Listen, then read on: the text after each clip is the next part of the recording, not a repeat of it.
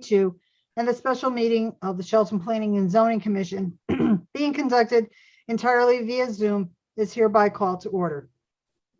Protocol for today's meeting was previously reviewed by Corporation Counsel, who indicated to me it is compliant with the executive orders issued by the governor and fair for those watching from a remote location. Would everyone please rise for the Pledge of Allegiance? And I invite those who are at home to do the same.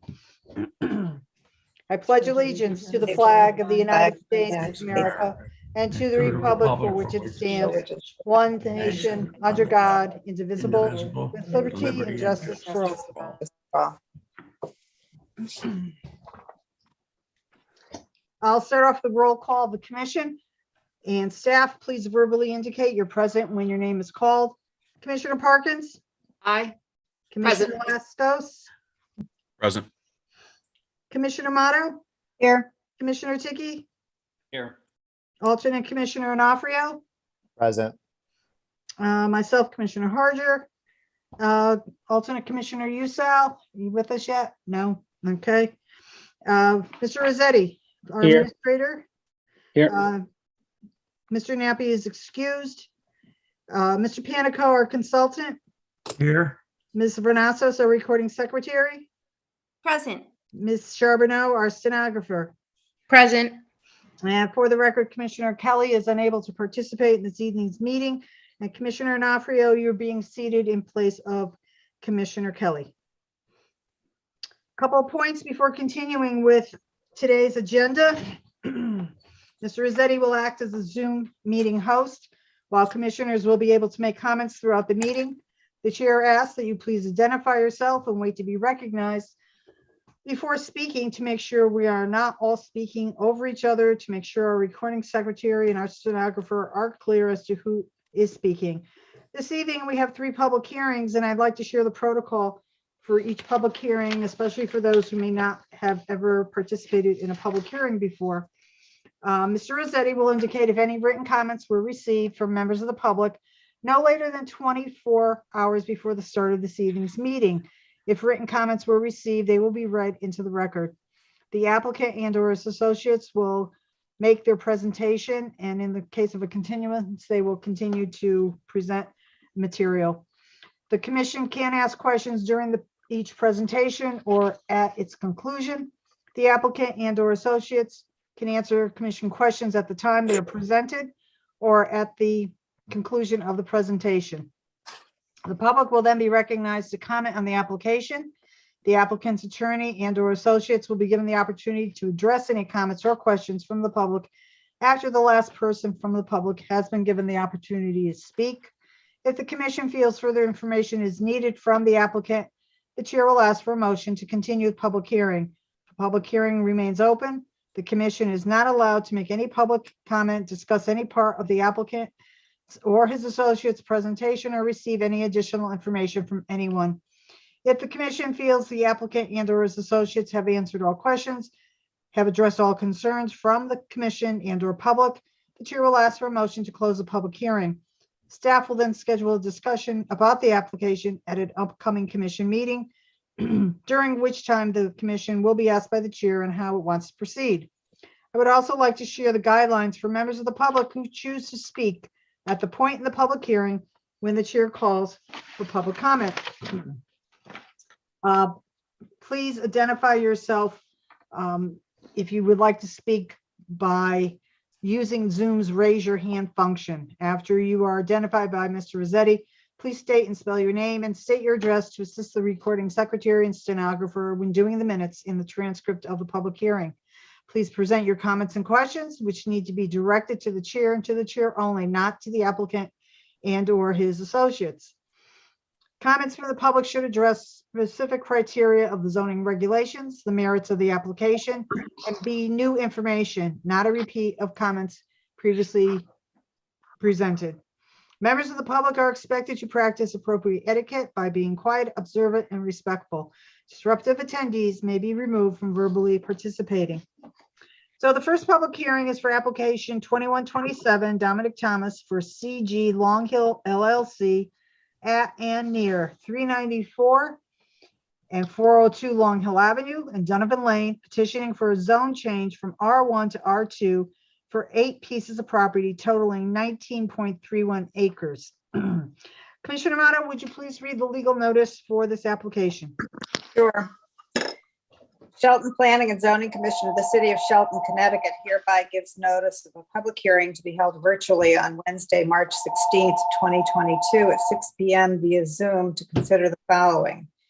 Initiation of application 21-27, Dominic Thomas for CG Long Hill LLC at and near 394 and 402 Long Hill Avenue and Donovan Lane, including and around Assessor's Map 78, lots 6 and 14, petitioning for a zone change from R1 to R2 for 8 pieces of property totaling 9.31 acres. Said property is generally bounded as follows: northerly by Donovan Lane, easterly by Constitution Boulevard South, southerly by Sylvan Drive, westerly by Route 8, state of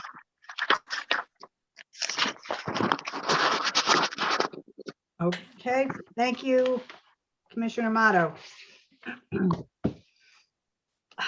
This particular application was accepted for review on December 14th, 2021, and posted on the city's website are the zone change application, a GIS map with notations, and a radius map of Long Hill Avenue showing the proposed R2 perimeter.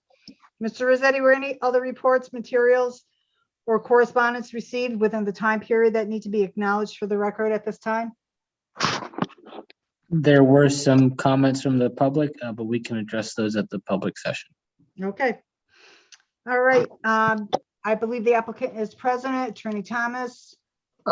Yes, Madam Chairman, I want to point out that apparently I'm having some difficulty with my computer. So right now I'm on my phone. I'm having some internet connection issues. Mhm. So I am on my phone. Again, Attorney Dominic Thomas, Cohen and Thomas, 315 Main Street, Derby, Connecticut, representing the applicant. The applicant, first I would like to point out that prior to obviously the hearing, we have submitted the copies of the notices and copies of the sign posting with respect to this matter.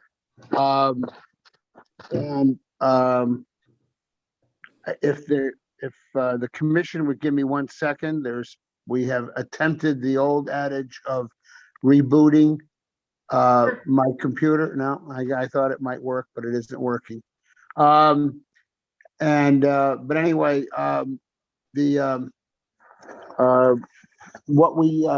my clients are owners of large pieces of property, sometimes known as the gamble properties, on both sides of Long Hill Avenue.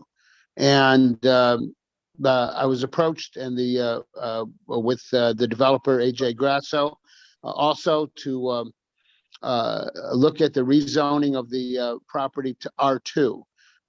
The property at that point, we went around and contacted other adjacent property owners and spoke to them, and 3 other property owners chose to be part of the zone change application, and they gave permission, and their consents were attached to the application. One of the points that I would like to make is that this area of Long Hill Avenue is the most of the lots, and you'll see an exhibit that I presented. Most of the lots are pre-existing legal non-conforming lots because they do not comply with the R1 zoning requirement. So the purpose here, and this began as an idea to create a subdivision on the Gamble property, sort of similar to the PRD, which is next to it. If you can see, as you can see in the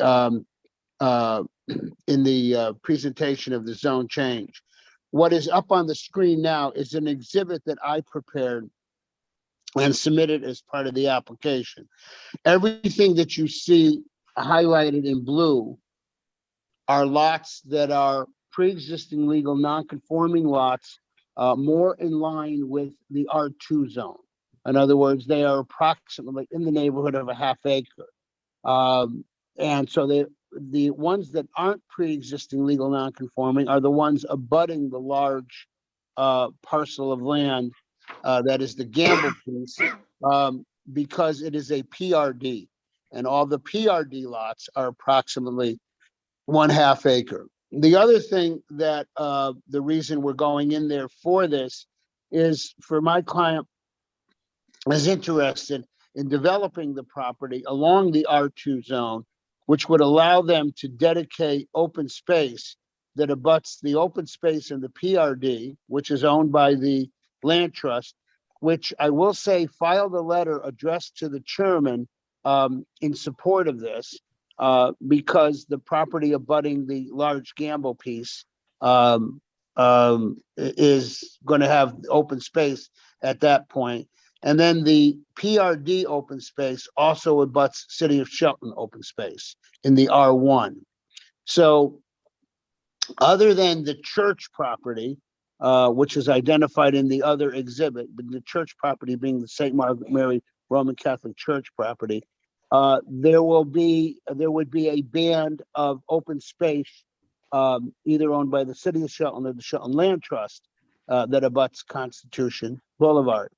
But the primary reason is, as a planning and zoning commission, we have a situation here, as you saw from the prior exhibit, that the majority of the properties were rendered pre-existing legal non-conforming simply by changing the zone of the properties to R1 when they are in fact really all R2 size. As you can see, if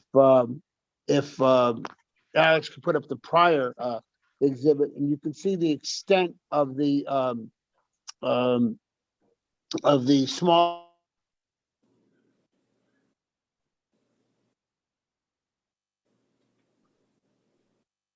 Attorney Thomas, we lost your video audio.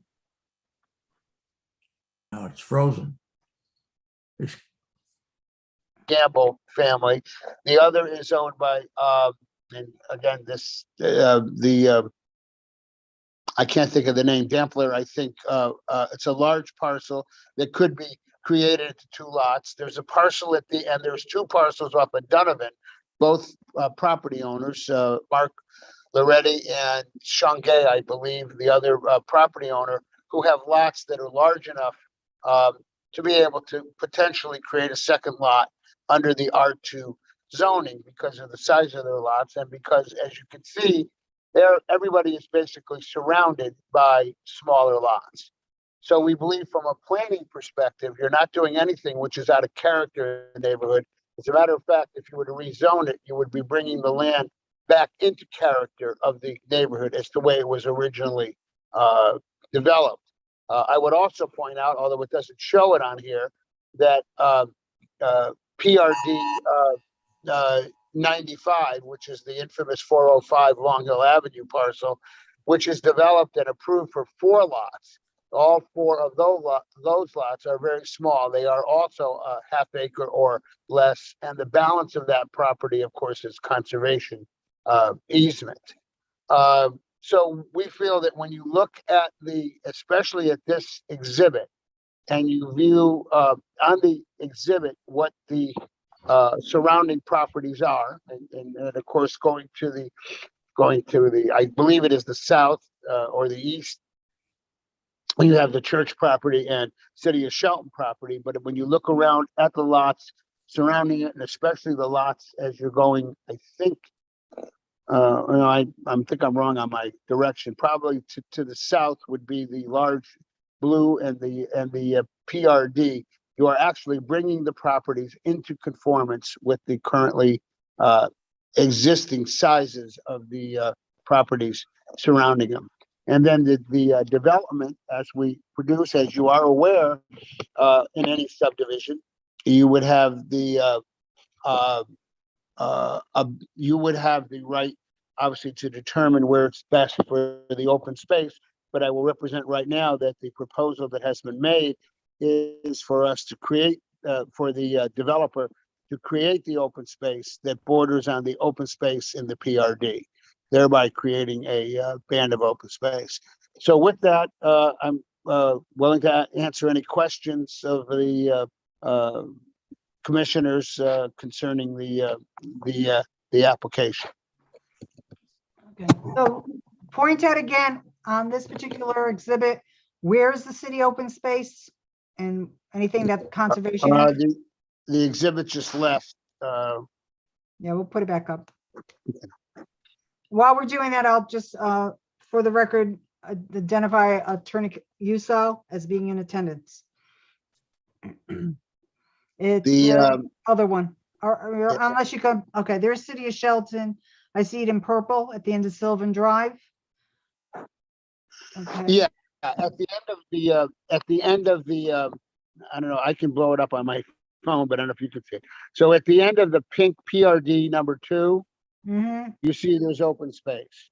Okay. Adjacent to it, there is open space, that's City of Shelton. PRD number 2 is, PRD number 2 is, I think the open space is entitled in the Shelton Land Trust. I believe as you see on the map, if you look carefully, you can see City of Shelton vacant land. That's open space in the City of Shelton. Can you see that? Yeah, it's at the end of Stanford Drive. Right, exactly. And then our intention would be to put the open space right abutting there.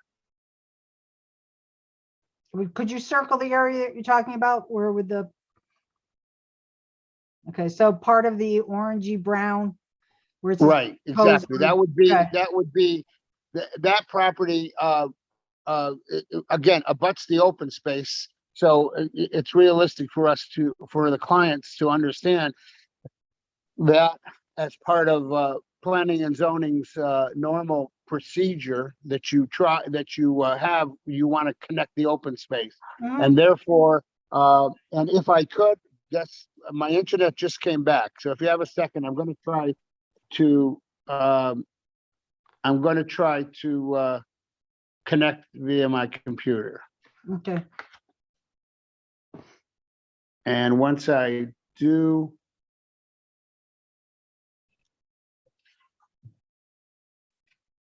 I'm going to disconnect on the phone. I'm going to disconnect on the phone.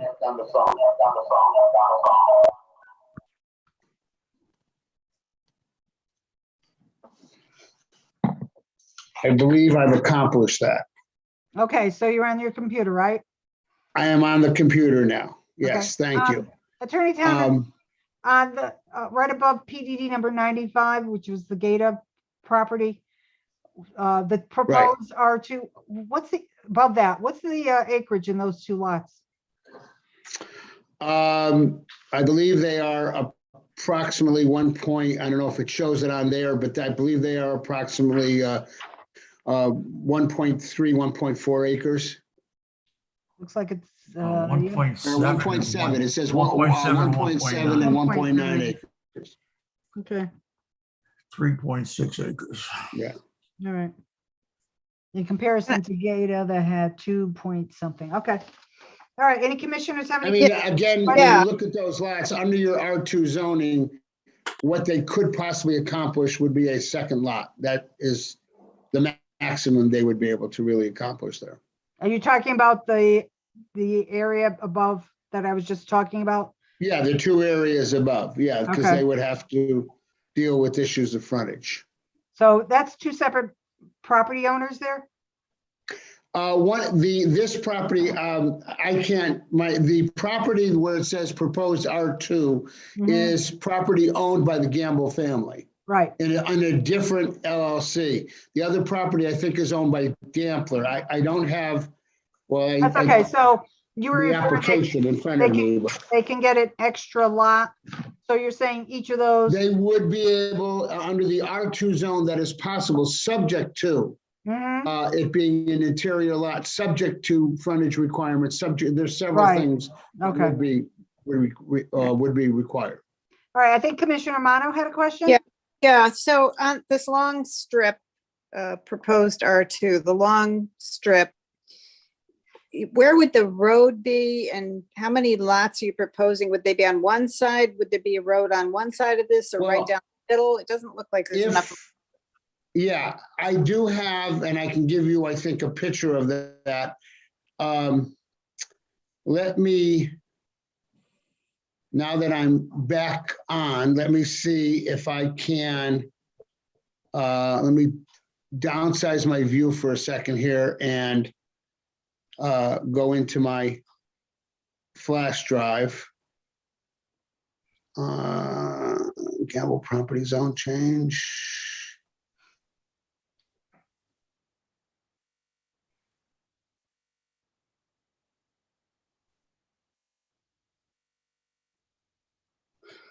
Okay, if Alex would permit me to screen share. Let me go back on here, view, full view.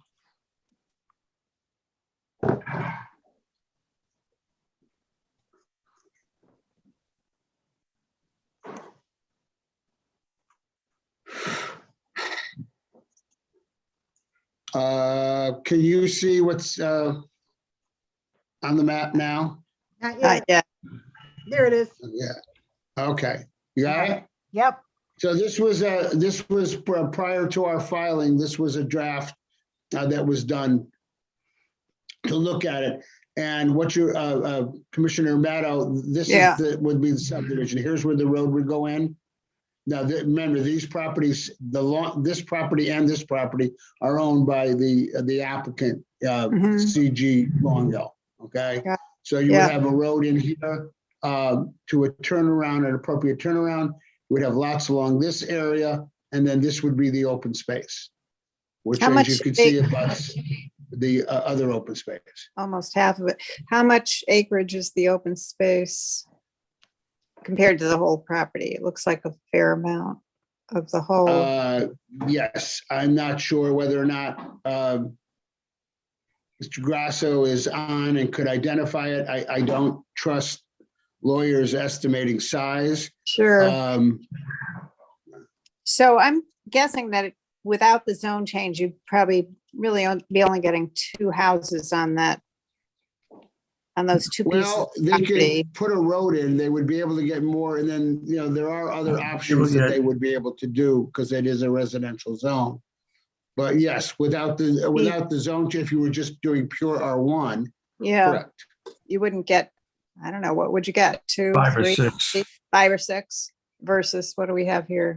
5, 10, 11. Well, there's 1, 2, 3, 4, 5, 6, 7, 8, 9. I think there's 9 lots in this area. There's 2 over Remember, here. these are other people's properties. Oh, okay, they're not part of the zone change? And then there is the possibility of getting a couple across the street, but that's on Yeah. a separate piece. You would probably stretch and get a couple of interior lots where it says R2. Mm-hmm. So For you get a condos. couple in there, 3, 4, 5, 6, 7, at least 7, I think. Which side of Long Hill Avenue are you referring to, Mr. Panico? The proposal, Okay. All right. if it were developed as it is today, they would be larger lots, almost the same number of lots, less open space because you would probably take 3 acres of it out for a couple of interior lots. Mm-hmm. So Okay. Anybody else have any questions for the applicant? Just say, could Tony clarify again that you're saying you probably could get the same number of lots? I don't know how many it does he have doesn't- now? Yeah, it doesn't look, 1, just 2, glancing at it, it doesn't 5, look. 6, 7, 8, 9. Give or I think take a AJ lot or two. Okay. Yeah, I think AJ has his hand up. He may be able to comment. Yeah. okay. I was going to recognize Mr. Grasso. Okay. So, Yes, AJ Grasso, I'm part of the application. I live at 14 Red Tail Court in Shelton. So to answer your first question, in regards to the amount of open space, Hmm. probably about 30% of the entire parcel. So somewhere around 3 acres. In regards to the number of lots, there's an existing, in the Gamble piece, if you're coming from Long Hill Avenue looking into the new road, I can't tell, I believe it's lot number 9. That's an existing house. So there would be a total of 8 new lots. And then there you go. Is there a house on number 2? There is, that's an older house that would be demolished. It's not in very Okay. good shape. There's also a freestanding garage there that would also be, taken Yeah. down. Mhm. Why are you spreading beyond your proposed acquisition here to cover areas that you have no interest in? Well, so if you go to the end of the cul-de-sac and look to your left, so there's 2 pieces of property that butt up against it. The first one, which has house number 15 on it, coming off of Donovan. House number 6. And there's nope, next piece. 15. You're right there. Next, Yep. right. That's Sorry, 21. go to your yes. left. Go to your 21? left. Nope, go to your left. Move to the left, yeah, So right between those In the two. middle. In the middle. to the right. Right. Bingo. There. Yeah. So that piece, although it butts up against this property, already has 2 houses on it, and a zone change is not going to have any impact on them. The next parcel, which is number 21 Donovan, has a larger piece. They have no interest in developing it at this time, but I'm not in the position to landlock that parcel. So when I asked him if he wanted me to include him or not include him in the zone change application, he asked that I would include him. Most of the other parcels that we didn't include, for example, if you look right where the zone change line is right there, Mhm. that parcel, whether it's it's already smaller than 20,000 square foot to begin with, so is 308, I believe. So they would not be impact whatsoever, whether that was included in the zone change or not included in the zone change. And then the parcel across the street, the one that's not owned by Christine Gamble, I believe it's number 390. Go to the left. I think it's 387 or 397. Yep. Go back out onto the 397. 397 on the right there. Mhm. That parcel, they wanted to be included because if you look to the left of that or to the south of it, there's already homes on lots that are less than half that size. Mhm. And that's the Okay. same. And if you headed north to the opposite side of the zone change line, there's already houses on lots that are well less than half the size. Probably one of them's less than a third of the size. What's the history on the discontiguous part of the proposed zone change where it says R2, that one parcel on the corner of Donovan Lane and Long Hill Avenue? So that's the only other parcel in here that's anywhere near this that has more than a half acre or more than an acre where zone change would actually could possibly benefit that parcel, assuming that it meets, the other frontages and the square and setbacks and all of that stuff. It seems to me to have a logical zone. Those non-included parcels ought to be part of it. They ought to be just change in zone so that you have some contiguousy. Are you area. referring to these parcels? That one as well as the 2 small ones on fronting on Long Hill Avenue. Yeah, so I, as an applicant can't require those or ask. I've asked those people and they had no interest because they're, it doesn't impact them. But I don't disagree with you, the fact that it should probably all be R2. There is no R1 zone. If you go from Town Hall all the way to Long Hill, almost to Long Hill School, there's very little, I don't know if there's any R1 zoning, and I don't think there's very few homes at all that are on 1 acre. So this property is gonna be. As I explained to Mr. Grasso when we were going through this application, he could ask the people, he could discuss it with the people because he was going to have to as Mr. Grasso does often, he approaches the neighbors and creates a conversation with them to go over it with them. And some expressed an interest in it. Obviously, for these other parcels, as you can see by my application, there are, in addition to the application I filed, there were four other separate signature pages with those property owners acknowledging that they wanted to be part of the application.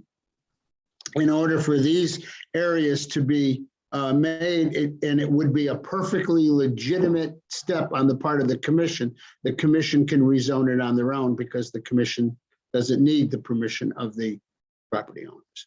And you would be bringing the properties into a zone that is more compatible with they would no longer be, some of them would no longer be pre-existing legal non-conforming lots. Mhm. Attorney Thomas, what is this going to be the proposed road? Would it be a city road or a private? This would be under the R2 subdivision. It would be a city road. Okay. You really don't have a private road provision for, except in, certain circumstances like the design development district and stuff. Mhm. Why are you not seeking a PRD or that new residential district regulation that we put in? We no longer have PRDs. Right, Yeah, we right, no but we longer have- we changed it out with a new zone, right? For residential, Yeah, to get away from Design PDDs? residential district, which is similar to the one, I don't think this meets the standards that are in that. zone. PRD. Yeah, not enough acreage or something, probably. Yeah, I don't think it meets the standard and the requirement of size. I know we did take a look at that, but I do not think it meets those standards. It has a similar look to it, but I think it's because of the size and shape of the property, it creates a problem. So while I understand that the motive here is to get more houses, to be able to build more houses in this area and to make it more conforming with the PRDs and the other lot sizes, they're very modest homes that are in these PRDs, very modest, and as are the houses that are on Long Hill Avenue. So if these lots are being geared to be half-acre lots with McMansions or little mansions on them, it's not going to be conforming to the characteristic of the neighborhood. So that's one of the concerns that I have. If this is just a matter of getting as many of these larger homes as you can onto these areas, then that's not maintaining the characteristic of the neighborhood. On the other hand, Ruth, That's correct. if it were developed under the R1 standards for the lots, if anything, the houses would become even more upscale. Yeah, but only a few of them would be allowed. Well, 5 or 6, maybe 7. I mean, you're not talking about that big of a difference. I think that, plus the fact that I think from a marketing perspective, and I could defer to Mr. Grasso, but from a marketing perspective, I don't believe you would be very successful marketing McMansions on the size lots that are up here. I think it would be more, certainly they would be more modern looking houses, more, but right now the houses that are being built by most developers are in the mid 2,000 square foot range, which is not much larger than what's surrounding. I can address that if you'd let me. Okay, go ahead. On Sylvan Drive, for example, especially on the north side, there's some really, really nice larger homes on that on Sylvan Drive. And I don't know that building a house that's similar in size is going to negatively impact anybody. I think the idea of brand new homes that are likely to, obviously new homes sell for more money than not new homes. I think the increased value probably helps everybody in the area. And I think, I could have designed this differently with a 1 acre zone, and it would have probably had maybe a little shorter road with a couple interior lots, and there'd possibly be one less lot, but there'd be less open space and I don't know that it makes it any more desirable. I think right now having pretty much all the houses have, good legal frontage on the proposed road, I think it makes, it makes perfect sense. And it's certainly, our lots are actually larger than nearly all of the lots that are on Sylvan Drive. So it's not as if they're all much larger than the lots that are on Sanford or as you. and it- That's an interesting thought. What are those, do you have any idea what the frontages are on lots 1, 2, 3, and 1, 2, 3, 4, 5? So I think they're anywhere from, for lot 1, for example, that's probably close to 200 Yeah, foot of frontage. that's a bigger one. Yeah, that's one of the larger ones. And then on lot 2, I believe the minimum is 125. So I think that's probably 135. And then, the That's same. not much smaller than the frontage of an R1 lot. Correct. They're not, they're just, and they happen to be perfectly shaped. So they end up being very nice lots. Yeah, so what you're really saying is you're taking what would have been the backyards if they were R1 lots, you would have been taking some of the backyard to make additional lots. It's not unreasonable. In terms of visual appearance, if you were to drive down that street, it's not going to look too much different than a standard R1. Well, it'll look a little different from, I don't think, in regards to size. I think that, I kind of foresee the houses being between about 2,500 and 2,850 square feet. That seems to be what people are building today. 5 years ago, or 5 or 6 years ago, people were building 2,200 to 2,400 square foot. 15 years ago, 20 years ago, they were building 3,800 square foot houses. So I think the house size, although they've gotten slightly bigger in the last couple of years, I think with the interest rates rising and things happening, I don't foresee them. I'm certainly not going to be building McMansions over there. Similar to Hawks Ridge? Those houses are all 42 feet wide, and they're a lot deeper. What's I the think these square will be footage? more of a What's the square- traditional. They'll be more of a traditional style house, kind of more elongated, like you see on the surrounding roads on Sylvan and Sanford, as opposed to narrower and deep like they are at Hawks Ridge. All the houses at Hawks Ridge are only 42 feet wide.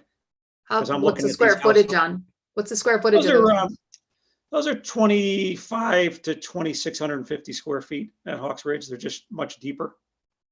The frontage, it appears to me that the house frontage is on Sylvan and Sanford.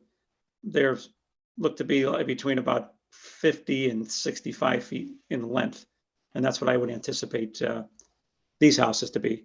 And they're not quite as deep they're certainly not as deep as Hawks Ridge because they're 46 feet deep. Where you're building a standard colonial now is still 30 to 32 feet deep. And then just wide enough to give them, the main box probably around 40 feet, 40 by 30, 40 by 32. And then people want, a 2-car garage. I don't anticipate a lot of 3-car garages. I don't even have a lot of 3-car garages over on Nichols Avenue. So Mr. I Grasso, wouldn't. with the topography of this particular parcel of land on either side of the proposed road, will you be required to do any blasting? No, we did a bunch of test holes. I don't anticipate any blasting. We didn't hit any ledge in the first 7 feet. And other than when we initially come in off of Long Hill Avenue, once we get by the first lot, the grades are they're really quite level. So, and then when we get to the cul-de-sac, there's a little bit of a pitch where lot number 9 would have a walkout basement on one side. I'm sorry, that's lot number 6. I was reading it upside down. But lots 2, 3, and 4, there's not a 4-foot grade change. Same thing with lot 7. Lot 8, there's very minimal change. So it's the topography very nice, actually. Yeah, it looks like it kind of lays in there. Fits nicely. Any other questions for the applicant or at this time? Hey, Okay, Jay, could you tell us what's the pitch on lot 5 and 6? The pitch on 5 and 6. Well, let's see. So we have I'm sorry, I didn't catch the. 6, 8, 10, 12. There's about These are 2 foot? those are 2-foot contours. Okay, So for example, on lot 5, you can end up with either, a garage under on the low side, closest to the cul-de-sac. I think the road elevation that we're also looking at it one dimensional. The road elevation may take away 1 or 2 of those grade lines, but it's certainly not going to be steep. It's not going to be anything that we don't handle every day. And then if you go to the cul-de-sac and look where number 6 actually is, if you were to visualize the house being just behind the number 6, you'll see that we've got where the back of the house is, it'll make for a perfect walkout. There'll be, there's an 8-foot grade change from the left side of 6 to where the back of the house would be. So it's pretty much ideal for a walkout. yeah, I would be mindful of your steep slope percentages, make sure we're not going over those. What is the natural condition of the terrain? Is it farmland, woodland? What is it? If there's some older trees in there, there's some invasive species. There's some ash trees that aren't going to make it. Those are probably the largest trees that are in there. It's not a wooded area per se. No, certainly the first part going up on the right-hand side, if you were to zoom out a little bit, when you get to where there's lawn pretty much around the existing house, all the way over to the stone wall. You can see the stone wall is Yeah. directly across from lots 4 and 5. So that part of it's not heavily treed at all. Gets a little more treed where you get down to where the wetland area is on Okay. to the east side of lot number 6. Mhm. Mr. Grasso, what do you plan for buffers for the residents that are on Sylvan? I'll do what I normally do. The people buying these houses want a buffer, just as I'm assuming that the people that live in the existing houses want a buffer. So for example, over on Nichols Avenue, where I said I would buffer the neighboring property, I have buffered the neighboring property. Mhm. And we'll continue to buffer it. That's what we do. And the good news is that there's a lot of great buffers. It's no different than any other development. They want privacy, and so do the other people. So we certainly take that into consideration. Yeah. Right now, we should be concentrating on the zoning aspect, Oh, yes, sorry about that. not the subdivision. No. Can I ask a question to the right of lot 6? What concerns do we have for wetlands? So if you look at the right property line, or the easterly property line, that's basically on the wetland, what's flagged wetlands. And if you look, you see a 50-foot upland area that would Okay. stay protected. That's what would stay protected. If anything, somebody want to get inside of that 50-foot, they would have to go back to wetlands to ask. But there's also a lot of land directly, to the left of where your cursor is, going towards the cul-de-sac. There's space there as well. So the house doesn't have to be pinned where 6 is. It can be kind of perpendicular, parallel to the road, right where the 33,000 square foot mark is. So Okay, That's but probably none of where- those particular questions that we just asked have really no impact on changing from R1 to R2. Is this map an exhibit in our hearing? It will be now that we've shown it. I will submit it as a PDF. I was think we focused should. more. We've been using it and referring to it. Yeah, Well, I certainly can submit it. I was focused not on the subdivision, which would come next. I was focused on the amendment. Mhm. Well, it's good to have the whole picture. Sure. Yeah, it gives us a better perspective of how things would fit, so, Yeah, obviously, they're not committed to this. no. Right. All right, But that does show you the feasibility of it. all right, is there any final comments, questions from the commission? If not, Mr. Rossetti, are there any members of the public who've indicated they wish to speak? There are. Okay, and do you want to start with them, or do you want to mention the correspondence and then any other comments that have to? Nope, we can start with those attending first. So first one with their hand up was Tom. Tom, take it away. Hi, Tom Harbinson, 15 Soundcrest Drive. Exciting to see some of the opportunity here to perhaps bring some properties into compliance. So I would encourage the neighboring parcels that were not interested in becoming part of the R2 zone that they maybe be included.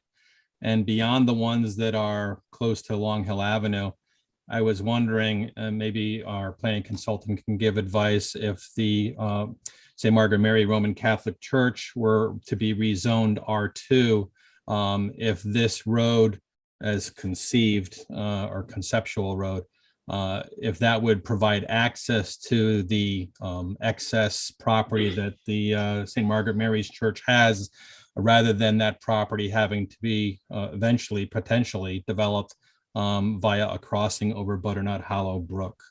And in reference to that, the open space that was referenced at the end of Sylvan Drive is in the land trust's name, and that was given to them freely, or donation of some sort back in November of 2003.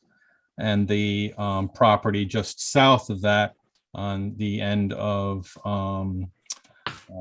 Sanford, that was purchased by the city of Shelton as open space on December 24th of 2003 for $65,000.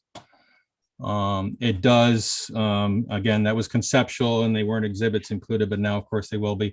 Any of the headwaters of the Butternut Hollow Brook are highly valued as an open space greenway corridors, and we have made efforts both on this side of Constitution Boulevard, the west side, and the east side of Constitution Boulevard to try and acquire properties that would contribute towards a natural habitat corridor, not something that would really be used for any passive recreation, hiking trails or something like that. But the headwaters are beneficial to be providing to the Housatonic River a clean resource.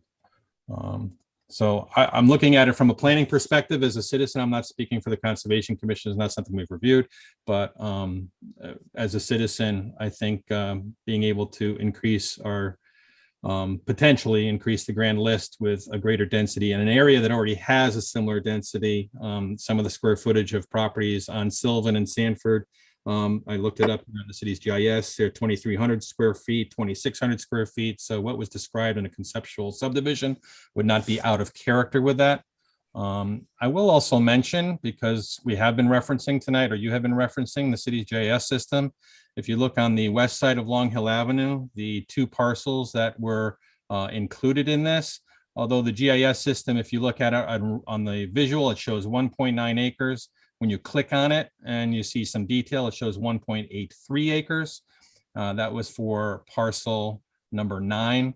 And on parcel number 8, it shows 1.72 acres. But if you click through to it, it shows 1.6 acres. So there may be some ambiguity on the city's GIS system. I know it hadn't been updated for many, many years. But with this recent reevaluation, some data has been updated. But I am curious from a planning perspective, maybe our planning consultant can talk about it, if an R2 for the Roman Catholic property would be beneficial to the city from a planning perspective. Thank you. Thank you, Mr. Harbinson. Who is next, Mr. Rossetti? Next, we have Damien.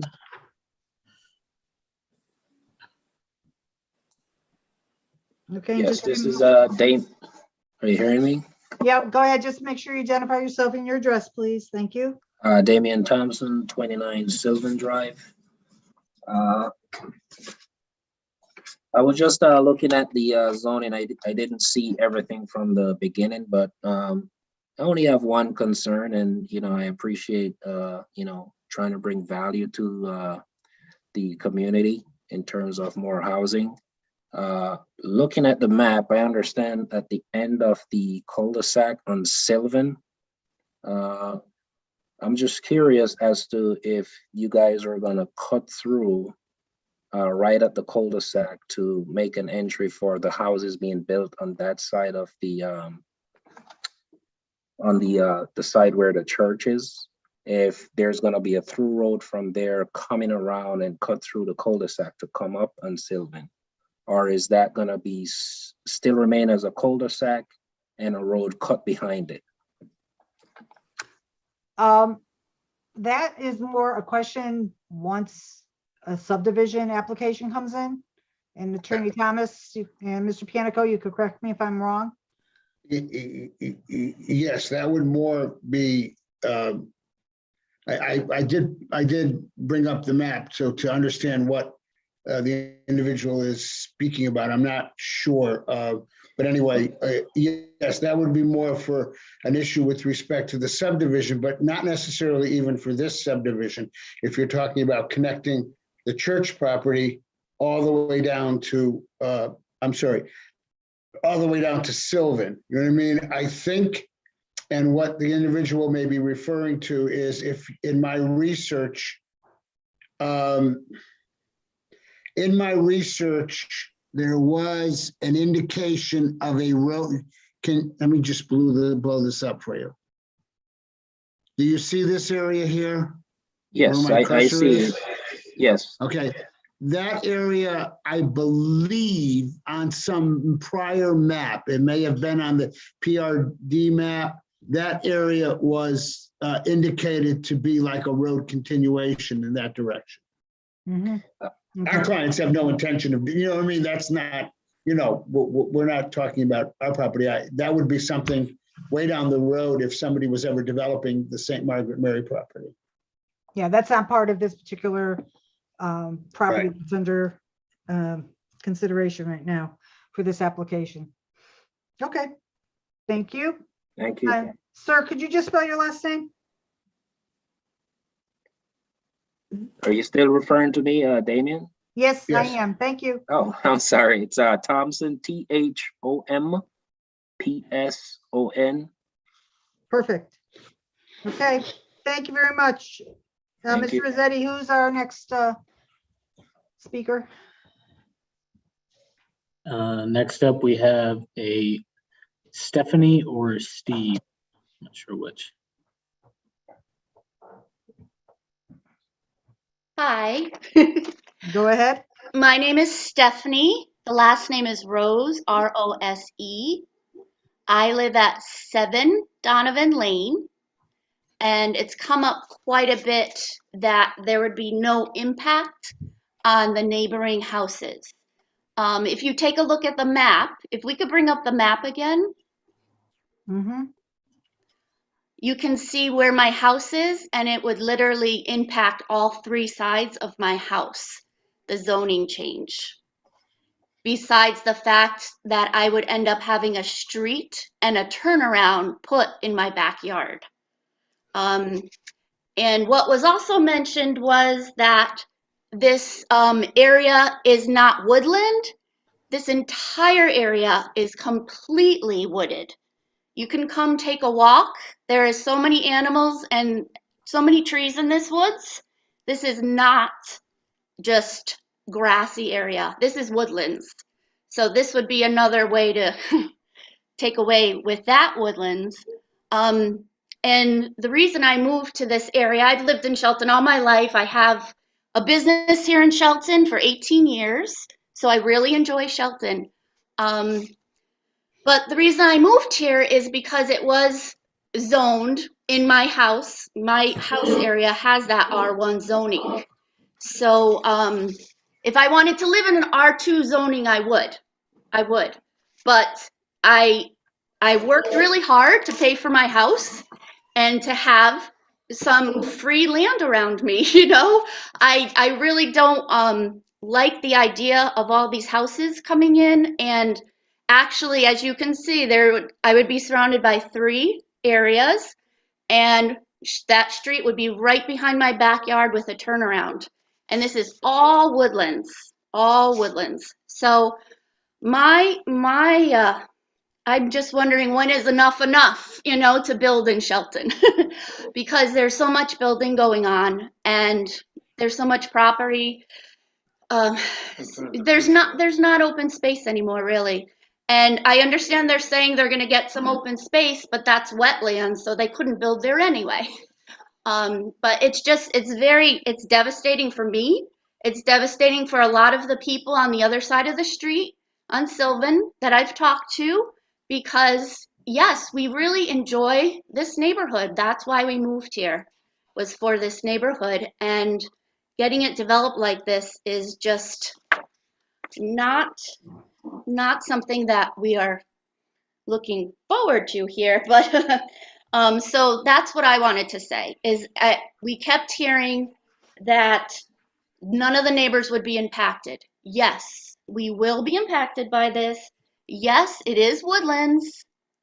And yes, a lot of the houses are pre-existing, non-conforming. However, all of these houses were built 70s, 80s. Some of them were even earlier than that.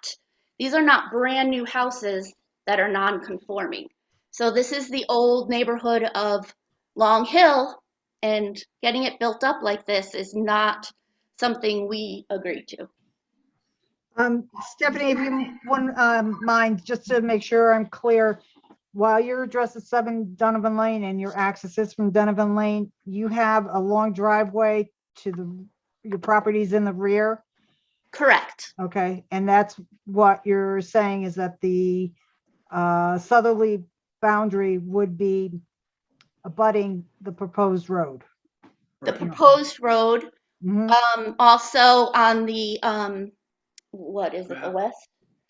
On either side also, besides the proposed road, there's also the R2 change on both sides of the houses. Yeah, I understand that. The Yeah, house that is past yours, away from Bridgeport, away from Long Hill Avenue, that's one long continuous lot, and correct. the house is up the other end of the lot, closer to Donovan Lane. Correct. Okay. Mhm. All right, thank you. Thank you. Who's next, Mr. Rossetti?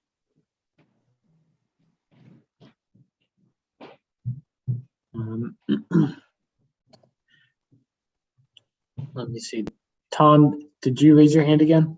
I did, Tom Harbinson, 15 Suncrest Drive again. I Whoa, just whoa, wanted to whoa, clear. wait a minute. Is there anyone else that needs to speak before we go and let someone else speak again? Oh, someone just rose their hand. Okay, let's do So- that first, make sure that everyone has a first go round chance.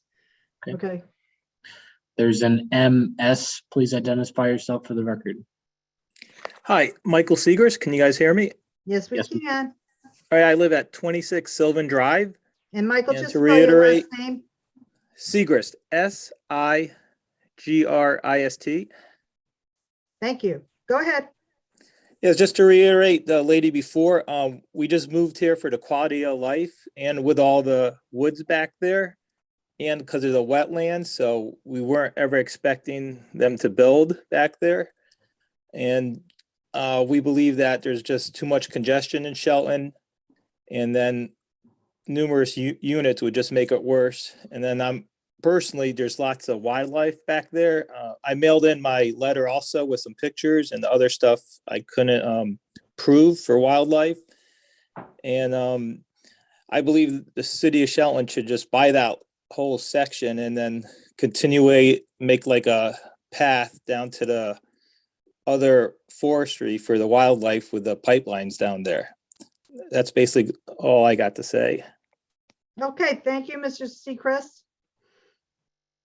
Okay, and Mr. Rossetti, anybody else before I go back to Mr. Harbinson? Is there anyone else that would like to speak up? Okay. Okay, Mr. Harbinson, Hang I'll on. give you the floor. Sure. Thank you very much. I just wanted to clarify my comments because the gentleman who was on Sylvan Drive talking about the end of the cul-de-sac, it does show in the city's GIS system a proposed future road that would directly go into this parcel where Mr. Grasso showed the conceptual development. So that's partly clarifying my comments about accessing the St. Margaret Mary Roman Catholic Church property. Would it come from the cul-de-sac Sylvan Drive, where we already have a proposed future road identified in the city's GIS system, and that would cross through this parcel that is being looked to be R2, or would this conceptual developments road satisfy accessing the St. Margaret Mary's property, and then the open space dedication that's been conceived for the parcel would still be able to be an open space dedication without a road coming into it off of Sylvan Drive as shown as the city's GIS system. So from a planning perspective, we're not really looking at this as a subdivision, of course, but from a planning perspective, how would the St. Margaret Mary's Church property potentially be accessed from the Long Hill Avenue direction? And would it be appropriate to have it included in this as an R2 zone rather than its current R1? Thank you. Okay, thank you for your clarification. All right, Mr. Rossetti, anybody else? If there's anyone else that would like to speak regarding the zone change for this application, please use the raise your hand feature on Zoom. Going once, going twice. Okay. All right. All right, and Mr. Rossetti, you want to bring up now what printed materials or reports or whatever that you had received at City Hall for the record? As for the comments made about the printed material, I will have to check our hard record for that and make sure that gets submitted online. But we did receive 2 emails. One of them stated that they were just opposed to the zone change, period. Okay, And the other one essentially mimicked that, and both of those notices will go online. They did not go into reasonings or other issues. They were just opposed to the zone change. all right. Anything else? That's it. That was nothing else for the record. Okay. All right, Attorney Thomas, do you want Yeah, to I do. respond? I'm not sure. I don't know how I've got to try to bring this up, but just hold on one second. There was a letter that I was sent, which was supposedly addressed to, let me see here, supposedly addressed to the chairman. Let me see if I can bring it up here, which I would like to be part of the record, obviously.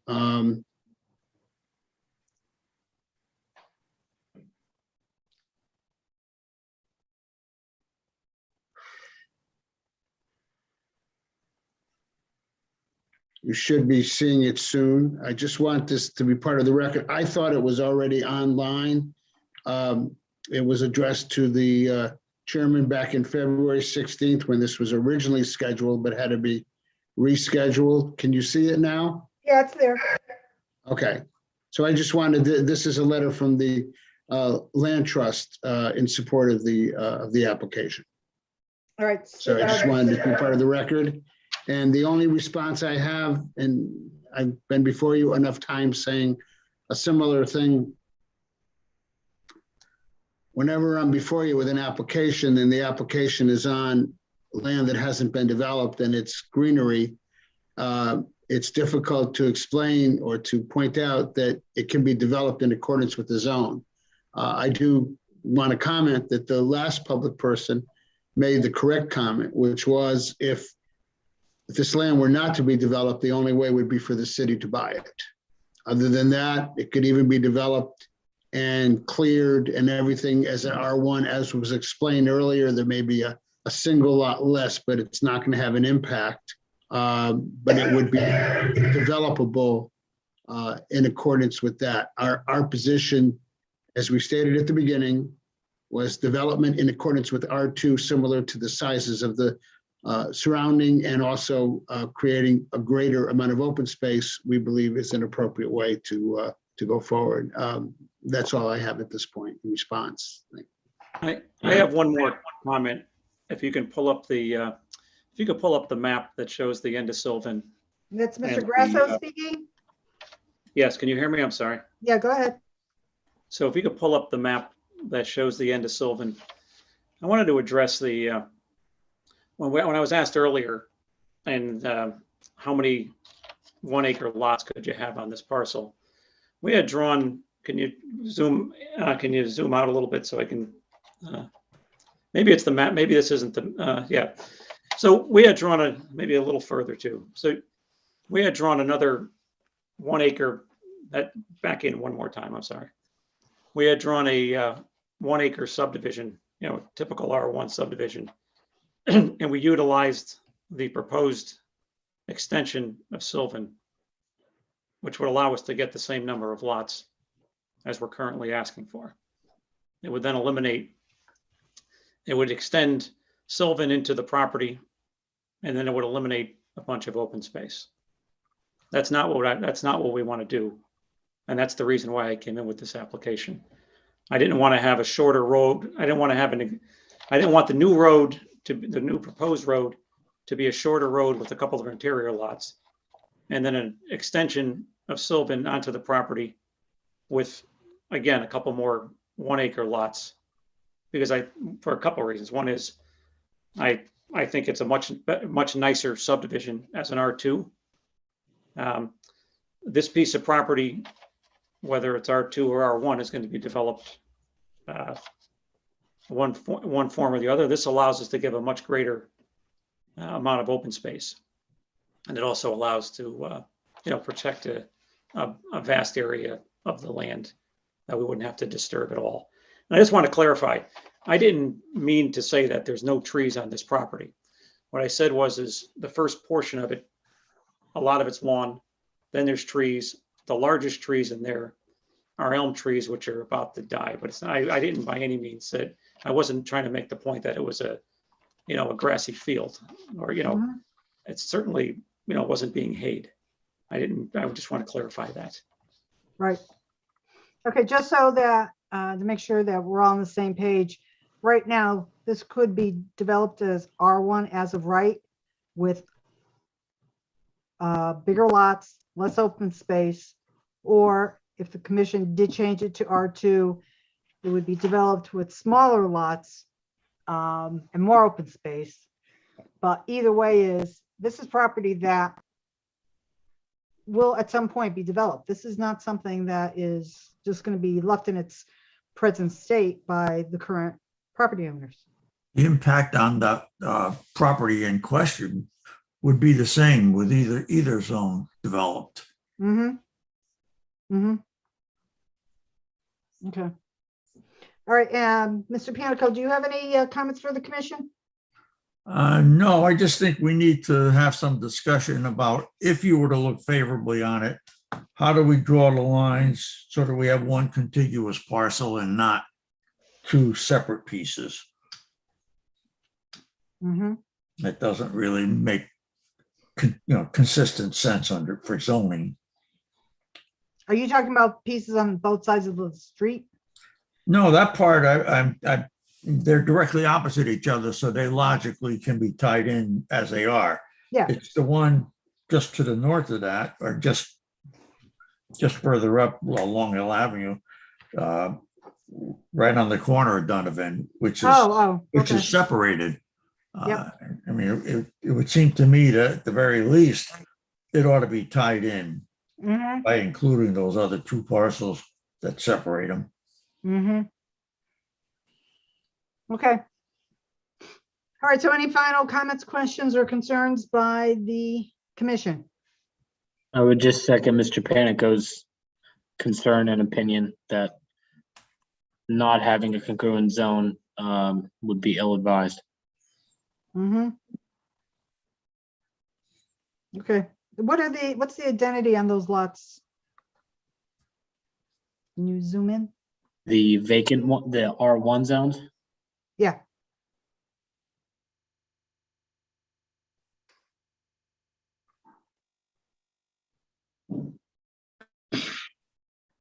.388 A third of an acre, and 390 Long Hill Avenue. 1.0. 388 and 390 Long Hill Avenue. Okay. Can we legally change a zone on a resident that opposes it? Yes, Yes, I believe you can. yes. Yeah. Okay. All right, But we can't do it without having heard it at a public hearing. Right. You can't do it as part of this application. no, That's right. right. All right, so does the commission, go ahead. So Mr. the only Pianko? other option as part of this application is the commission could exclude that parcel. Correct. Correct. So we may either include additional parcels in a separate hearing or exclude this one as part of this proposal. And what's the That's probably identity? what my suggestion would be. Right, what's the identification for that parcel? That is 3 Donovan Lane. Mark Loretti? Okay. Very good. It's a relatively tall fellow. You might recognize him. And the name I'll sounds familiar. see you guys in about 10 years.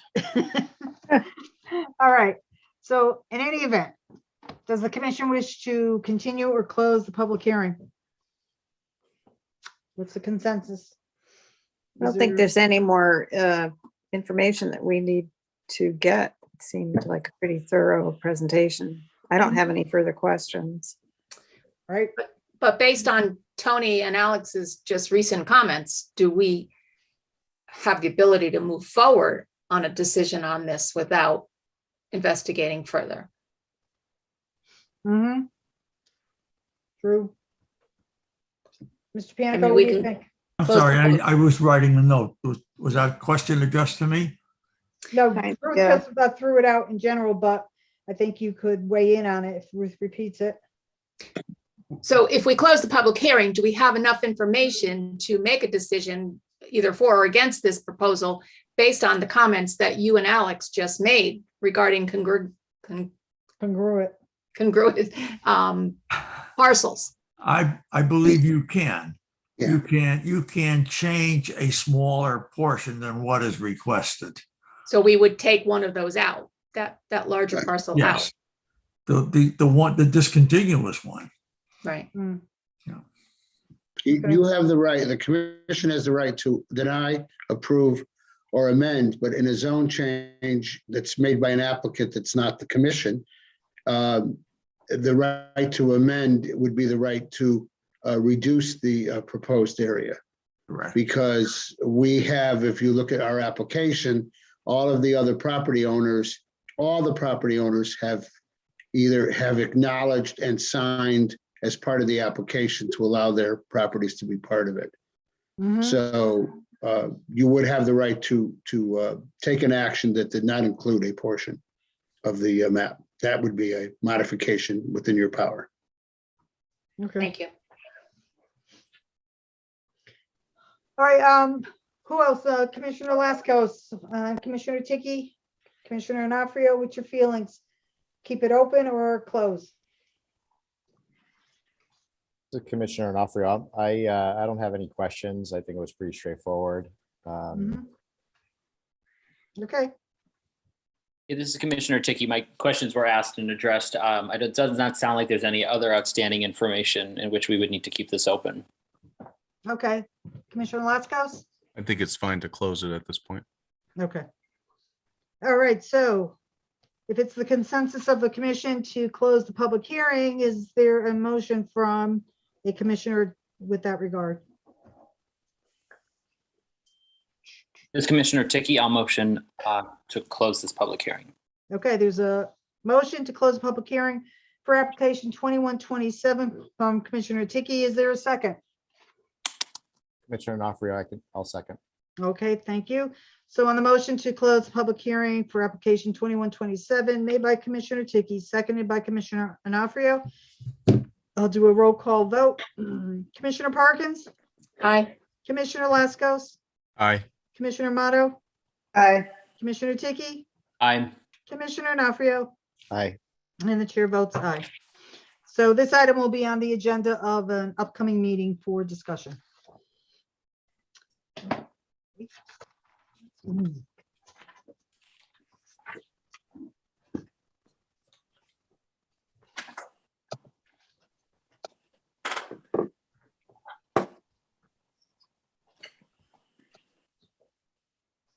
next on the agenda is continuation of the public hearing for application 2128.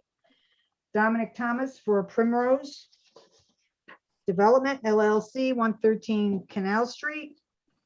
Assessors map 129, lot 31 on 0.64 acres for a planned development district to include 30 apartments with on-site parking. This application was accepted for review on January 11th, 2022. Posted on the city's website are the PDD application, statement of uses and standards, the original site plan, and a revised site plan dated February 28th. An engineering report, the original architectural plan, and a revised architectural plan dated March 8th, 2022. Mr. Rossetti, were any other reports, materials, or correspondence received within the time period that need to be acknowledged for the record? There were some updates from the applicant, and I'll let him speak to those. That is Okay. it. Very good. Attorney Thomas, are you representing the applicant? I see Mr. Getz. Yes, I am. also. Attorney Dominic Thomas, Cohen and Thomas, 315 Main Street, Derby, Connecticut, representing the applicant, and here with John Getz, and I will commence a screen share. And let me move over to, we have a revised site plan, and which is not popping up. That's great. And let me just, okay, let me go to the revised architectural set. I know Mr. Geddes is here to discuss it, but there's a revised architectural set, and I just want to call your attention in this set. And obviously it is, I'm going to have to reboot them in a second here. While you're doing that, can I just ask, Okay. that's the site plan for the last application. That's up on the screen. Yeah, no, I will get that. I will Okay. get that off in a second. Just, Mr. Getz, was the revised floor layout, was that just flipped left to right? No, you'll find that, again, for the record, John Geddes, both the architectural designer for the project and also owner or applicant. But there were a number of items that were discussed at the last hearing that the commissioners had made recommendations or requests or suggestions. And primarily there were 4, I believe. And then there was one that the depiction on the plans did not address. Primarily, the main one was the aesthetics of the building, and I believe it was Commissioner Parkins that raised some concerns, and some other commissioners. The second was the issue of the how it complied with or how it affected the adjacent developments on Canal Street. So the request was made that Rostizo's office, Manny Silva, provide a site plan that showed how this site interworked with the across the street sites. And Manny will can you see the screen share address now? that. Let me just confirm. Yes, Can you- yes. Okay, fine. So, you know, I can start, or I can have Manny start. Manny, are you on? Oh, give me 1 second. Sorry about that. I didn't see Manny. Manny, why don't you go through the items that were asked or that were raised concerning the sidewalks and, you know, how it interacted with the other sites, and then I'll take over on the architectural.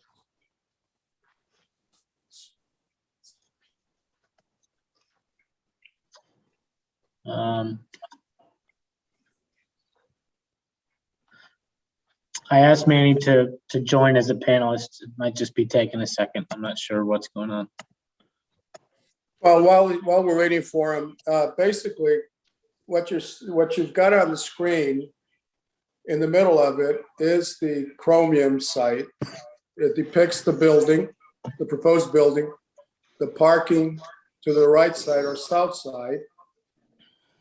Directly across the street is the site where the Riverview Park Royal it has been proposed. To the north of it, you've got Riverside Center and you've got the SPZC development. And to the east side, you have the Conti building.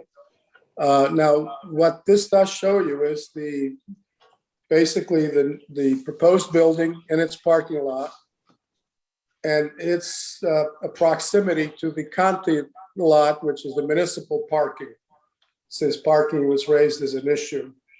And that again is right to the south, the farmer's market, and right again to the east of the farmer's market, the open parking lot. Manny, are you on yet? If not, I can continue on his behalf. Are there any questions about this map?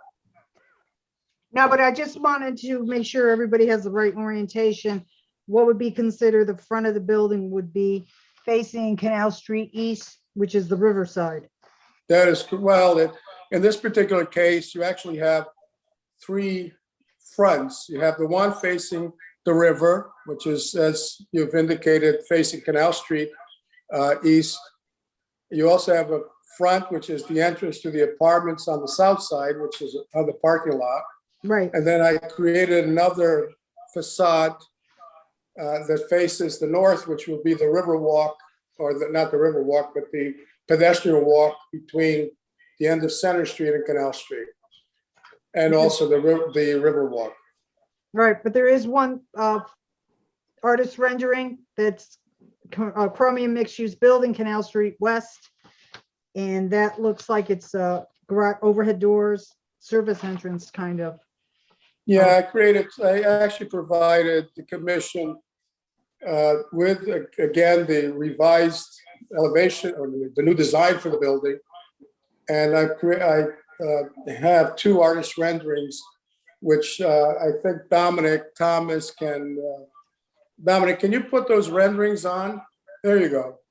This faces Canal Street East. And what I did is I set back the retail. I believe that, I don't know if it was Commissioner Parkins, but somebody had voiced a little bit of concern about the amount of sidewalk in front of the retail area. So, and again, we'll bring the Silva's, Manny Silva's map up after this or after we go through this. But basically, I set back the retail face of the building for 5 feet. So that will provide about 15 feet of sidewalk in front of the retail area. So what you've got here is, again, the request that was made was to break up the facade and make it more in keeping with the design I came up with for the Riverview Park Royal. I didn't want it to mimic it, but but basically this does break it up, as you can see. And what this does is, what you're looking at is, again, the main retail area faces Canal Street East, but if you look on the right side, I created a feature that also provides a front facade to the walkway or the crosswalk between Center Street and Canal Street East. So, but if you look, there's the next rendering. If Dominic can bring it up. And again, this here, if you look at it, there's the facade that faces the south side, which is basically facing the farmer's market, and that's the main entrance to the apartments. So again, it's another facade. Now, one of the things that I did is, I actually created two towers with pitch roofs, which obviously this type of rendering doesn't depict it well. But if you go back to the architectural elevations, you can see the towers. And again, it was to break up, that flat roof appearance of it. And then Dominic, if you would go to, I believe it's A1, or now A2. Now, if you remember back when we were talking about, there was a question raised, okay, you have the trash room, but you don't have any way to get the trash there. And again, to the left side of this drawing, you'll see by the elevator, there is a trash room along with trash chutes that will deliver the trash to the trash room into the compactor that then will be able to to handle trash without having to have an on-site container area, which again in this particular case there's no place to put it, and it would not look right to have some trash containers out on whether it's on the parking lot or by the street. So this is the appropriate way to handle it. Does anybody have any questions concerning the elevations and the design? And Yeah, I do myself. If you could enlarge that sheet that we just had looking at. Is it sheet A2? Yeah, that's Madam fine. Chairman? Okay. You want a specific area enlarged or? No, that's good. Mr. Getz, I just wanted to call your attention. If I'm not looking at it correctly, apartment 107 and apartment 108, those are 2 bedrooms. Yes. For the life of me, I can't see the entrance to the bedrooms on the right. Well, I think probably because the doors were somehow got eliminated. Well, you know what? I was going to ask. Do you know what phasing is? It's a physics kind of concept that allows people to walk through walls. And I thought, maybe he's going to have his occupants have to be capable of phasing, or he's going to give them a great discount. We're just trying to prove that you looked at the drawings. I'm not taking the credit for this. It is Commissioner Kelly who pointed it out. The doors, well, And- thank you for pointing it out, but obviously somehow either was an unprintable layer or something, Yeah, I know. something went wrong. It was just the funniest thing that I went, "What? Charlie, are you kidding?" And then we had a chuckle, and then I said, there's this thing it's called how people can walk through walls. It's a it was bad enough that somehow we left out the trash chutes. Now we're leaving off doors. So yeah. Well, you know what? When you anyway. order your materials, you'll want to be caught like. Well, it's cutting corners. Yeah. With the price of materials these days. Right. It just keeps on going up. Yeah. Look, and we'll go to the site plan. I'll show you the landscape plan and so forth. But for the most part, I listened to the comments that had been made. And as you can see, I went back and, I made the, appropriate design changes so that it, I think now you can, agree with me that it's in keeping with the other designs that I was putting together.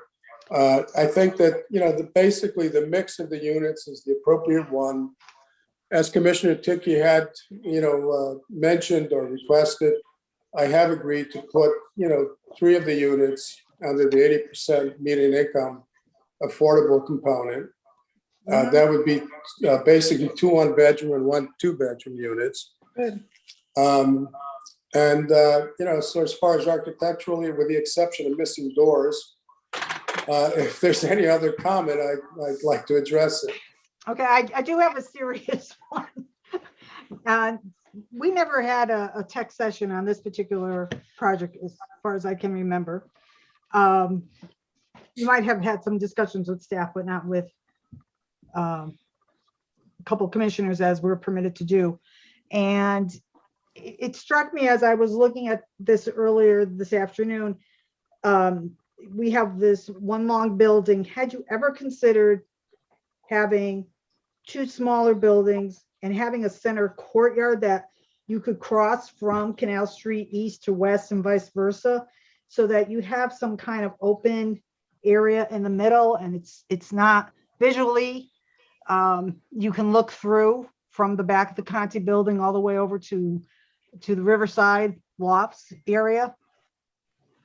The consideration I gave it was when you're driving down Center Street is, what, because if anybody, any pedestrian, I mean, nobody, having an opening across from Conti Street, I mean, from the Conti building, I don't think that would help. But if you look at the way I set up the building, you're dealing with that any pedestrians that are coming from the new developments on Howe Avenue, and that's the way that I view it, is that they would be coming down along the new Melisi building on the sidewalk. They would be able to go across the street through the pedestrian walk that I've created, which is, I believe, about 10 or 12 foot wide. And that'll bring you right to the end of where the Riverwalk is proposed to come, behind the Riverview Park Royal to Canal Street East. So it's just going to be a continuation. Okay. So to break the problem with, as we've been talking about, and as everybody, raises the same concerns, is that, parking in these areas are at a premium. So breaking, having, smaller buildings doesn't do a lot for anybody. That's number one. Number two, the other concern is that on these industrial buildings, we're building on top, as I explained last time, on existing foundations, and we have mitigation issues and other problems. So I think this is the appropriate, plan for this site. Now, you talked earlier in the opening of the public hearing, first session, that there is existing foundations from the old Chromium process building, but you definitely have to tie into it widthwise. You can't tie in within the foundations, those existing foundations. No, I mean, edge to the edge. problem, it's not that we can't tie. The problem we have is that when the city did the demolition mitigation on this building, on the Chromium building, they left all of the existing foundations in place to hold back the roads. Right. So there's no way to build on this site unless you build on top of those existing foundations. And that's the, Okay, so you can't build within the foundations. You have to build on top of them. Right. Okay. All right, and then, go ahead, Mr. Panico. You could build within the foundation.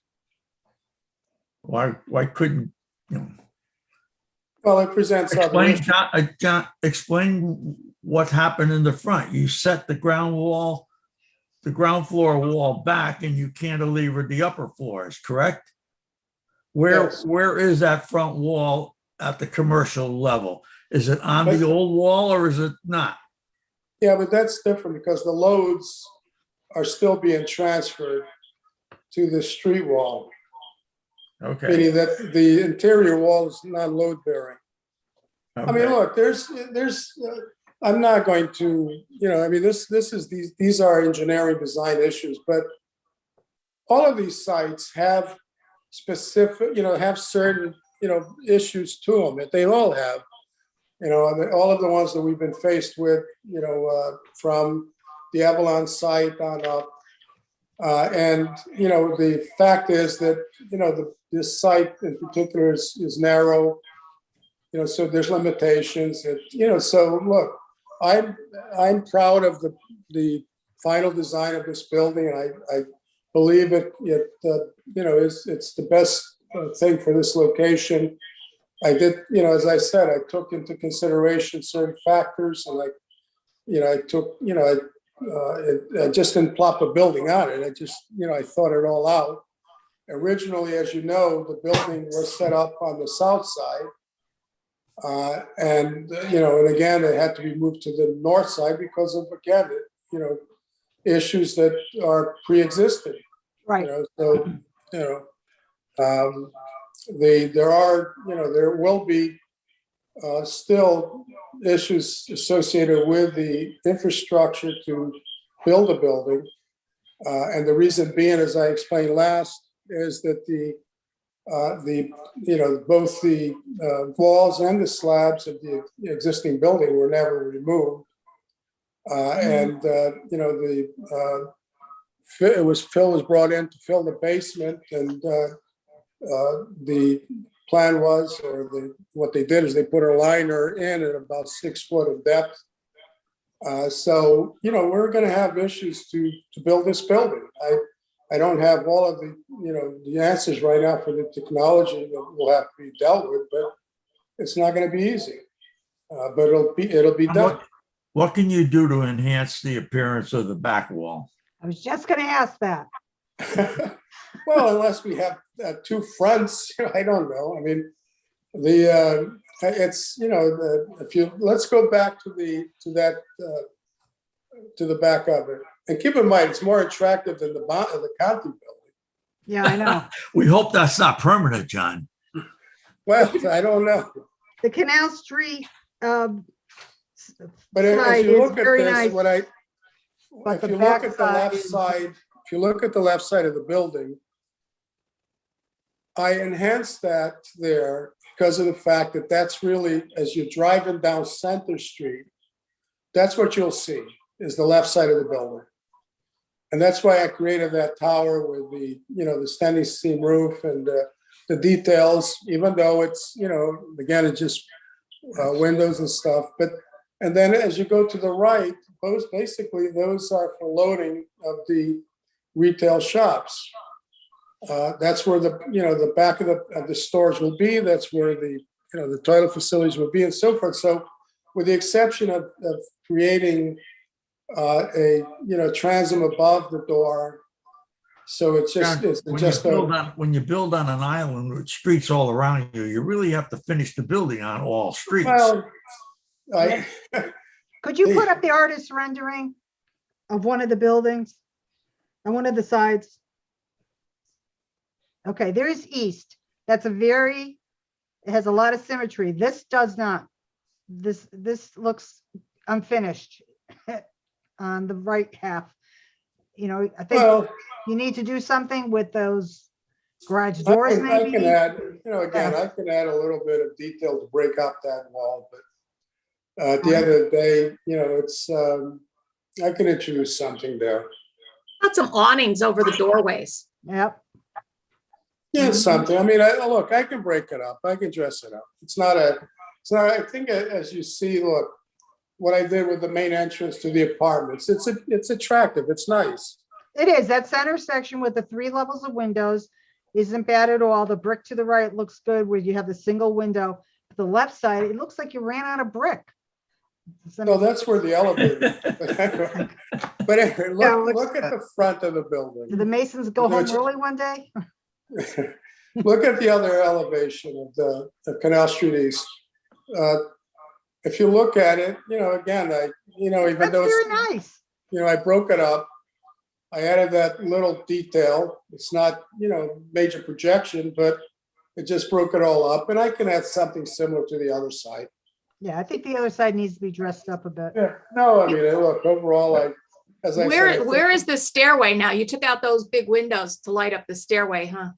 it's within the stairway. That's the elevator tower in the stairway. So it's in the dark. There's no natural light. No, that's part of the stairway. That's the elevator lobby and stairway. Is the stairway open? Is the stairway open to natural light? Yeah. Okay. Yeah, no, if you want to see, I mean, Dominic can bring up the second floor and you'll see it.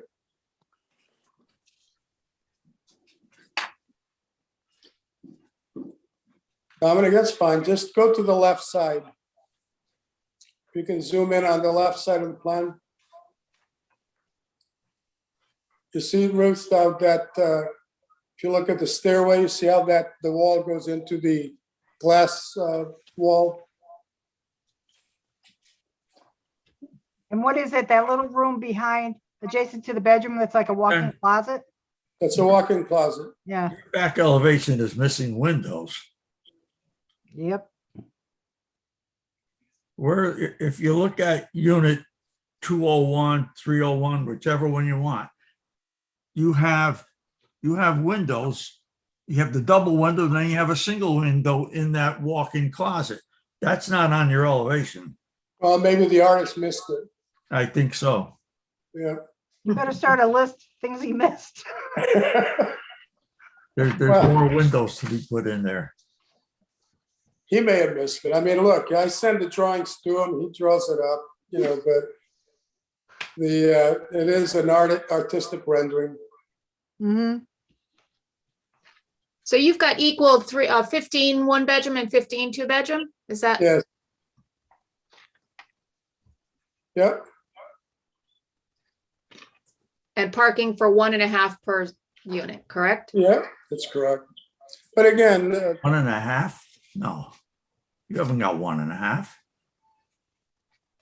well. You've I got think that- 35 or 36 spaces for 30 units.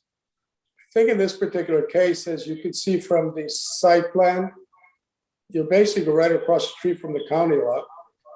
No, but on site, you got 1.1 per unit, Yeah, that's 1.2. correct. And that meets our regs? I'm sorry? It's a judgment call. You know, we're taking a lot of heat on parking down there. Yes, we And are. I realize that we've got a very constrained area, but I think there's other factors that are playing into a lot of the heat that we're taking.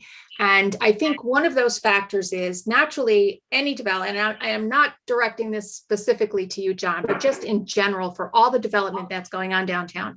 Of course, economically, you want to get the most bang for your buck. But what I see happening is these 2 bedrooms are being shared by 2 couples, not necessarily a mother, father, and a child, but by 2 couples, which means there's the potential for 4 cars per unit.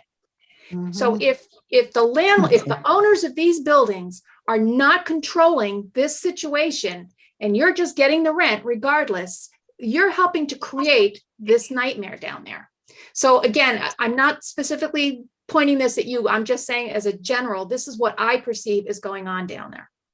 Ruth, think about it. Look at the previous site plan, the previous Google map plan. Dominic, can you bring that back up? Which one back up? The one that we just had with the overall site plan of the area. Now, just take a look at this and look at that county lot and count the cars on that county lot. I mean, this is what the problem is not necessarily granted there, the commission has allowed certain developments to take place and possibly with the parking, early on, it was because of promoting the development and doing the best we could to move the development forward. And, in some cases, maybe, the fact that we did have all this municipal parking, in various areas allowed for the commission to make those decisions. But, and then, the issue that some of the businesses that started coming in never expected to do as well as they do, and therefore they generate more parking than what was expected. Now, when I put together the plan for the Riverview Park Royal, if you think about it, we have 90 apartments or 92 apartments. And I came in with 218 parking spaces. Right. And this is right across the street. I don't think we'll need that amount of parking spaces. Oh, yeah, you will. Well, I hope you're right. Oh, yeah, you will. Oh, yeah, you will. And then some. But the fact is that it's more than 2-to-1 ratio on the parking. Now, in this particular case, you have a site that's right adjacent to the parking lot that you're looking at, the county lot, that's a municipal parking lot. And everybody, excuse the language, bitches that there's not enough parking downtown there is parking downtown. It's just, it's not utilized and can't figure out the reason why. It's not as if people have to walk a half a mile to get to it. They have to walk across the street to it. And yet nobody, for whatever reasons, nobody uses it. Now, It's not attractive. I'll tell you that right now. It's not an attractive walk, right? Currently, as is right now. It's not a pleasant walk from that Conti lot to your Once the restaurant. building goes up, it'll be more attractive. Yes, I agree. I agree. You know, I agree. But, I've spoken to the mayor about some of the, concerns that have been raised, not just by, you guys, the commission, but also, by myself and other developers. And I've said, look, biggest problem you have is that, you tell everybody that there's municipal parking, but invest the money, put in appropriate signage, put in appropriate lighting, put it together in a way that it does bring people in without concern. Because right now, with the exception of people like myself, the commission and others that are in constant discussion with us, nobody knows that the county lot is a municipal lot. There's no way of knowing it. With the exception that some of the businesses, I've informed them that they must, even our tenants, that they must, if they have more than, one parking, one car, that they must park it at the county lot. But even when you instruct to do that, they don't do it. So I think that there's a couple of, concerns. It's not the size of the developments and so, because in downtown environments, you always have these issues that, that you have limited land and therefore, you try to maximize it. But I think that if we implement a number of improvements with the administration's, involvement, I think that a lot of these issues will be dealt with. Well, And we need to do that sooner rather than later.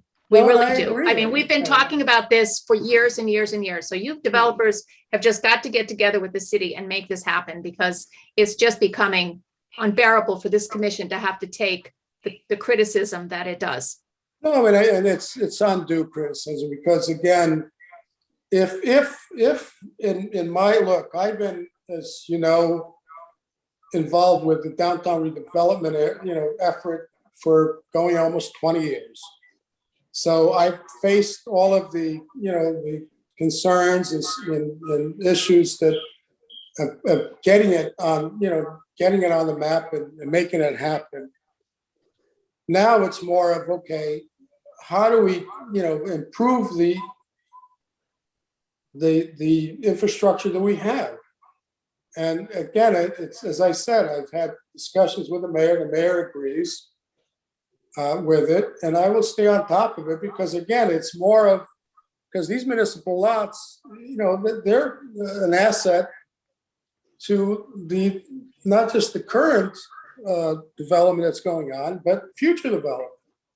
And I think that, obviously, as we continue to have improvement, look, I tend to disagree with you, because on the Riverview Park Royal, I believe that 218 parking spaces will accommodate comfortably, the program that I, proposed. But Absolutely. I don't disagree with you on that. so it's not, Can we get back to the application? Okay, I Oh, know you're through. now the parking is very concerning, but one of the things that I want to ask, seeing that you sort of made a reference to it, what kind of, I don't see it on the elevation about lighting and the streetscape around it, the building, you have. Well, we can take a look at the landscape plan that was put together. It's part of this submission by Matty Silva. And if Dominic Thomas brings it up.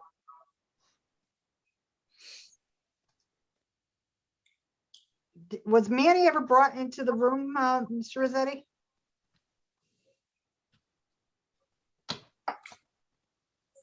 Dominic, can you blow that up? All right, I'm on Zoom, but I have attempted to add Manny about 50 times, so I'm not sure what's It's going just on. not going through. Okay. Where, It's not that he's not going through, like when I accept you as a panelist, you have to click accept. Yeah. where is the continuity of the sidewalk system going up Center Street? You have the brick walk surrounding your building, but you don't connect it to the curb. Well, it's meant to be connected. Look, I didn't do these plans, but there was a couple of concerns that had been raised. And if you look at, let's take a look at Canal Street East first. You can blow that up, Dominic. The question was, where's the sidewalk that the city, had installed? And if you look, you'll see the new curb line, which is it shows it as an existing concrete sidewalk. You should be putting a handicap ramp right there. Well, I mean, we can deal with that with the construction documents, but the only thing that I wanted to show you is this, that my layout is the shaded layout. That was from previous plans, where the sidewalk is actually the line, the white area in front of the shaded area. Mhm. And that's about, an average of 15 feet from the new storefronts. So, and the intent is that, obviously, the crosswalks will connect the streets. It's not meant to be, left, out in the, without connections. Basically, the streets, I don't know, I haven't seen it lately, but obviously the streets will have the typical lighting that's been, going, or that's been installed, not only on Canal Street heading north of the bridge, but also the ones that were installed on Riverside Drive. So that's meant to be, and so, and then Manny did, introduce trees and other landscaping, to the, area. I'm a little concerned yet about, the landscaping that was introduced on Canal Street West, because I'm more concerned about, the fact that probably that area is tight, and we'll have to look to see that, the appropriate road width is left. Dominic, if you could just, bring Canal Street West more into focus, but, as I stated, if you look at the corner, that's fine, Dominic.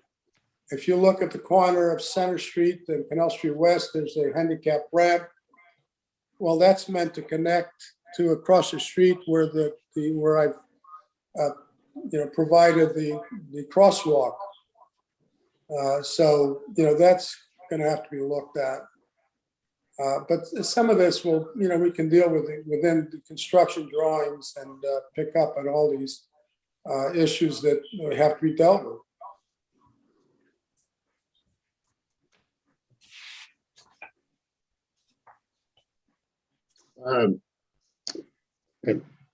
I just would like to point out, and I know parking is often discussed. I just would like to point out that basically in the land use area, planning area, there are no studies that show that these type of 1 and 2 bedroom apartments are generating an overabundance of cars, with the numbers. And as a matter of fact, 2 or 3 of the communities, maybe more within the state, have taken their downtowns and have abolished their parking requirements. It would be helpful if there were, as improvements made to the numerous amount of public parking, lights, walkways, security, and it would be great if there was a parking garage, but that gets a little bit beyond the developer's ability. Mhm. Be interested to know what towns those are, Dominic, that abolished parking regs. I think Meriden did, and a couple of the big cities did. And where they feel there's an abundance of parking, but the purpose of it, or the planning thing behind it, is that developers will develop to be able to provide the amenity parking to there.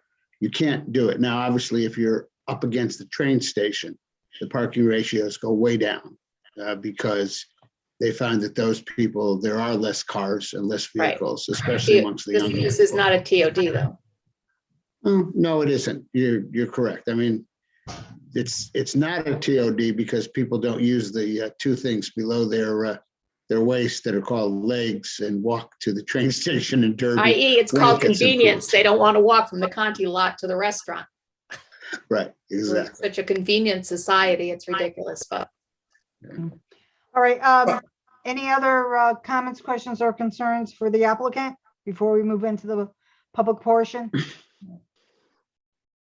Okay, Mr. Rossetti, is there anyone that has used the raise hand function to identify themselves as wanting to speak?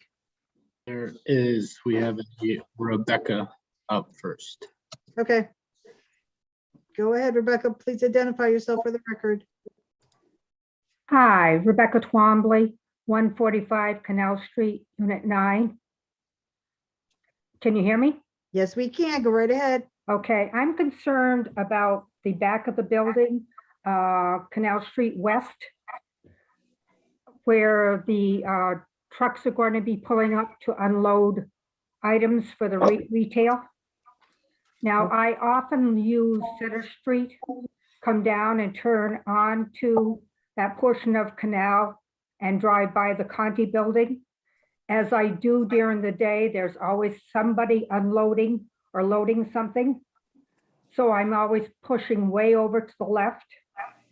And if we have the building with their loading right on the same side as the Conti building, we're going to have trucks on both sides. It's going to be very confining, and it's a corner right there. And I've got cars coming towards me both directions. And I think there could be a lot of congestion at that spot. I'm not sure what can be done about having loading someplace else besides there, but it could be an issue. And twice a day, I've ran into school buses trying to make that corner. So that could be a problem. Okay. Now, I do have one other thing, Jenny, if you would give me 1 minute to speak about parking. Yeah, go right ahead. Okay, I'm not going to complain about it. I'm just going to tell you what I saw last Friday night. I came back from New Haven, came Okay, so across. this isn't about this particular application, but parking in general? It's about that he doesn't have enough parking at his location. Okay. And I'll tell you why. I came across the bridge. I couldn't come down Bridge Street because it was blocked off with 2 police cars. I went across the bridge, up Howe Avenue, and then down White Street. Every parking spot along, if you follow me, every parking spot along the concrete wall was full. The 4 or 5 parking spots that go into New England Stair, that was full. The parking lot behind the liquor store and where they had the fire, that was full. There were cars parked on both sides of the road. And as I got down to Chromium, I just slowed down to see what was happening. Every single parking spot in Chromium was taken. I said, okay. So I got down to the Conti building and I said, let me just see. So I drove through there. There were 4 vacant spots. This was at 7:45 on Friday night. I drove up towards my condo because I live at the Birmingham. I parked my car and there was a car driving through with 2 young guys. And they said, hey, can we park next to you? And I said, no, it's assigned to somebody. They said, well, we got no place to park. And that's what we face every single night, and especially on weekends. And I've lived here since 2007, and all of you have heard me speak about parking before.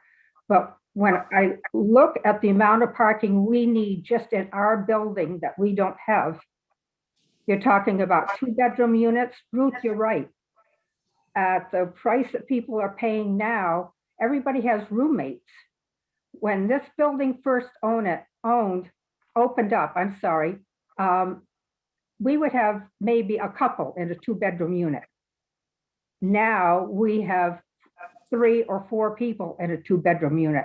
And our 3 bedrooms, forget it. We've got 6 people in some of them. Each one of these individuals have a car.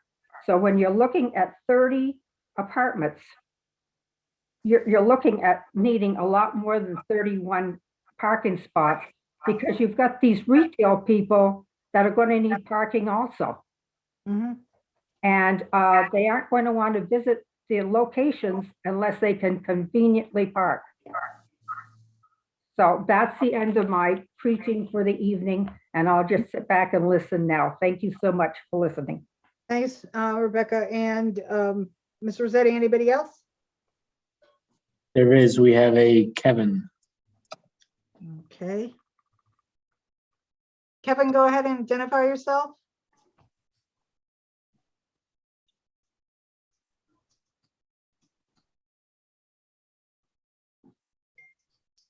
Kevin, are you muted?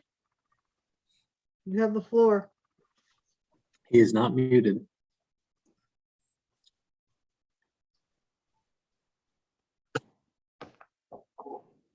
Kevin, go ahead. Nope, you muted. Unmute yourself.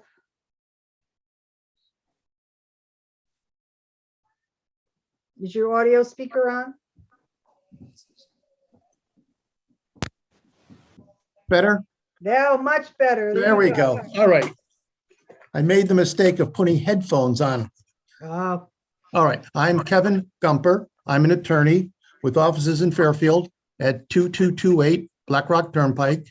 And I'm here on behalf of Angelo Malisi, who owns the property. You know where I'm sure you know, but I'll remind you, he owns the property, Commons 1 and Commons 2, which is the block directly across from this property at the corner of Canal Street West and Center Street and Bridge Street and Howe Avenue.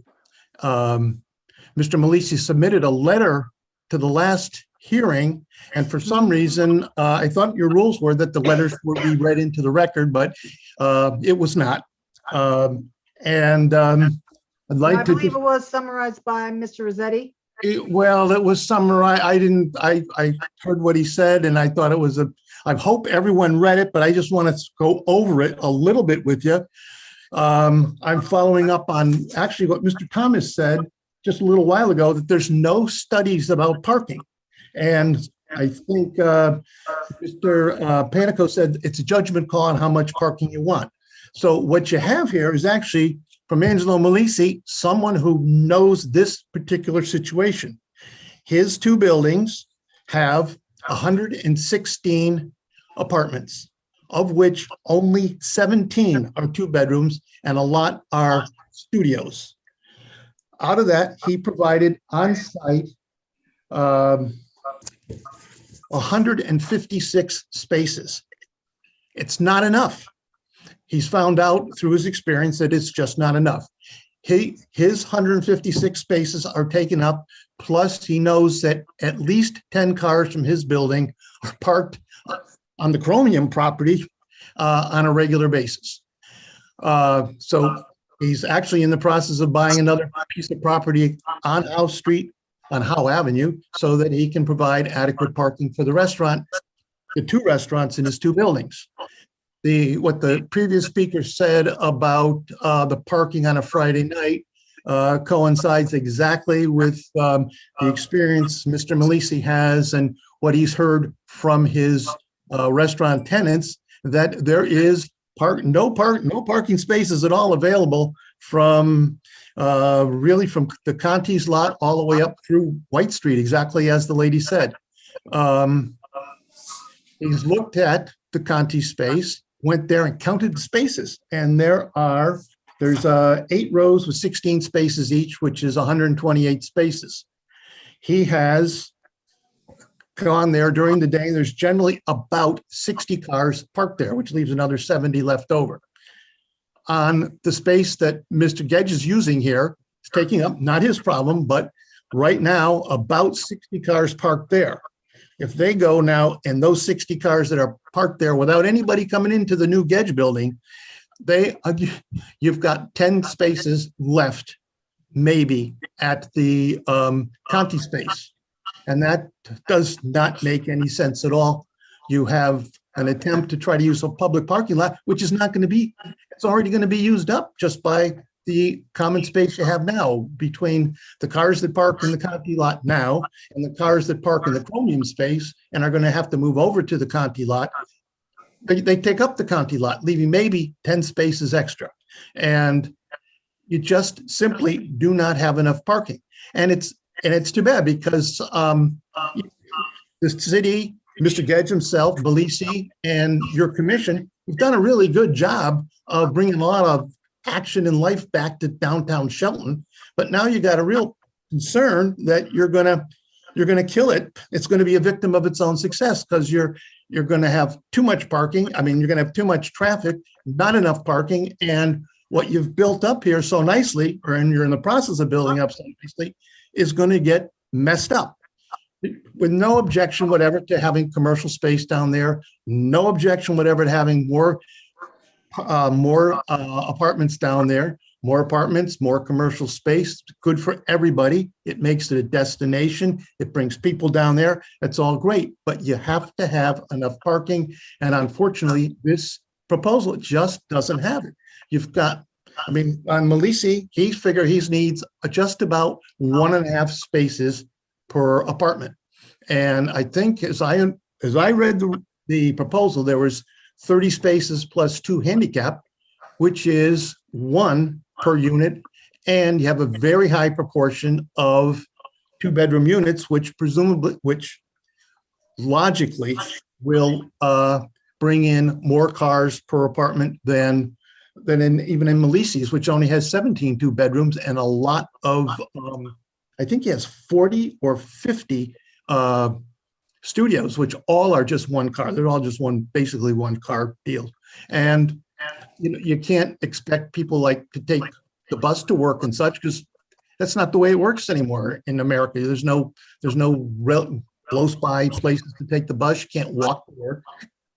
And it's just going to be a major problem. It's just going to make a problem for everybody that's down there now is going to have a problem. And the people that move into the new building are going to have a problem because there's just not enough parking.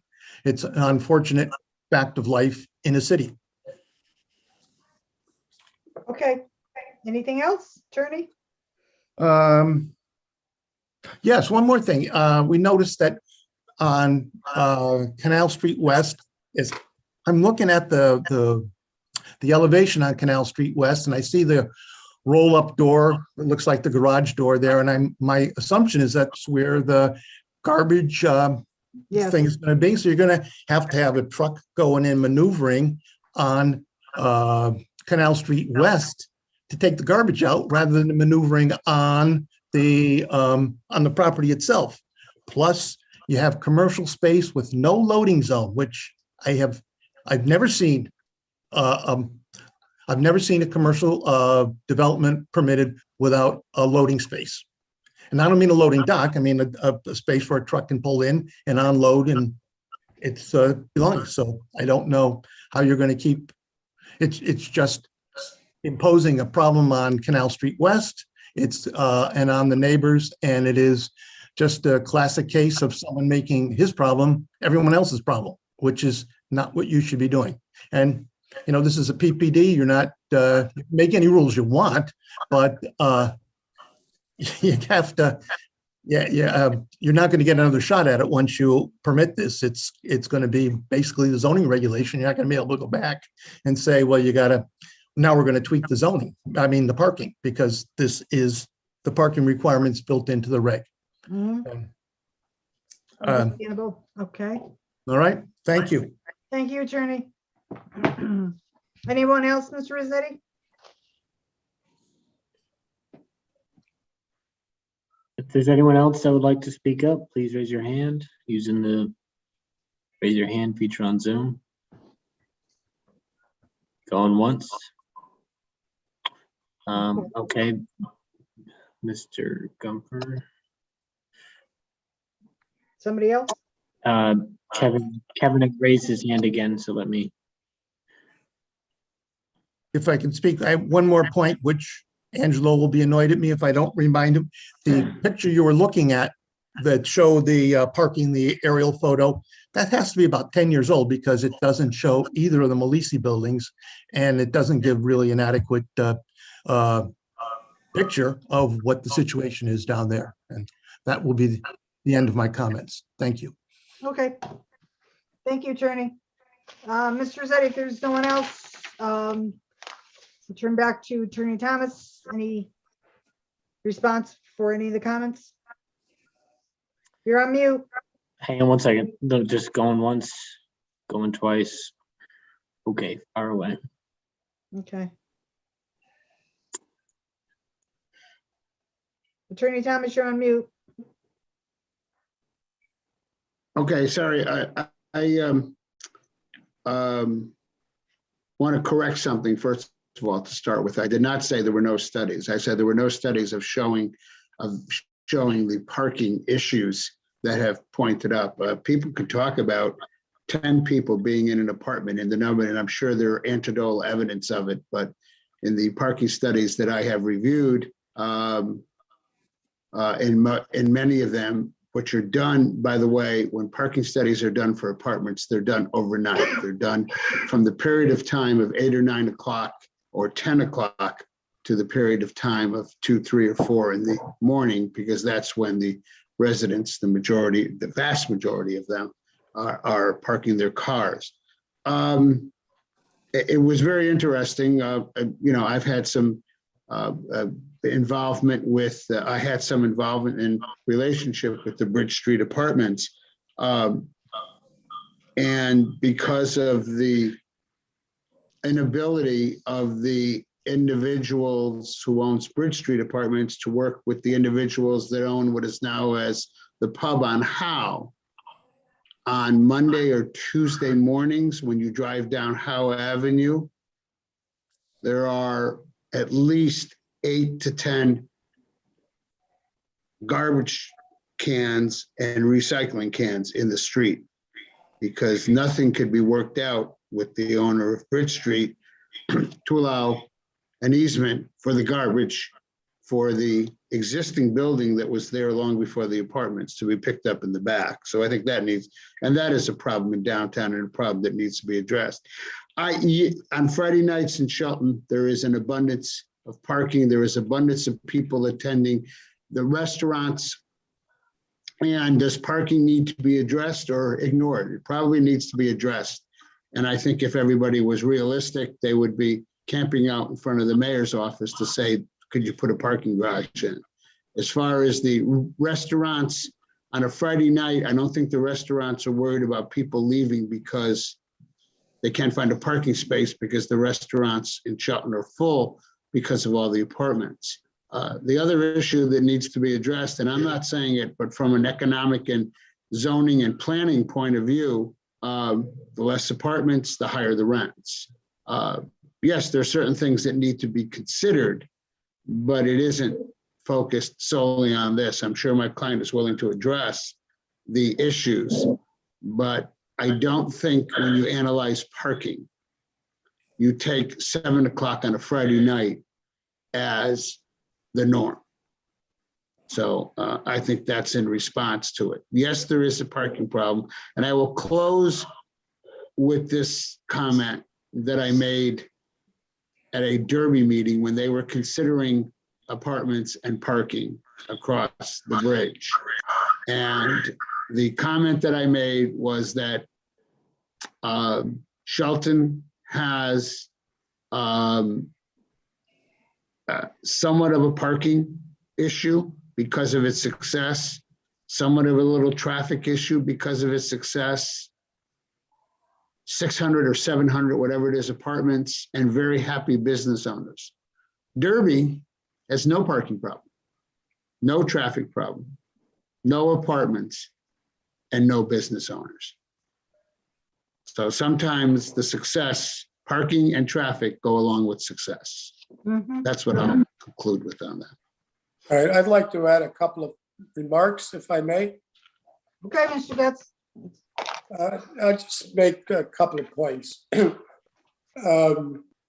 again, I know the history better than anybody else. As it relates to the Birmingham, and I understand that, times have changed, but I still own units at the Birmingham.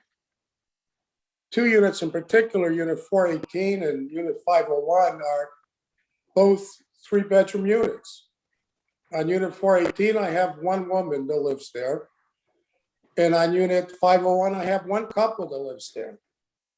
And they've been there for years.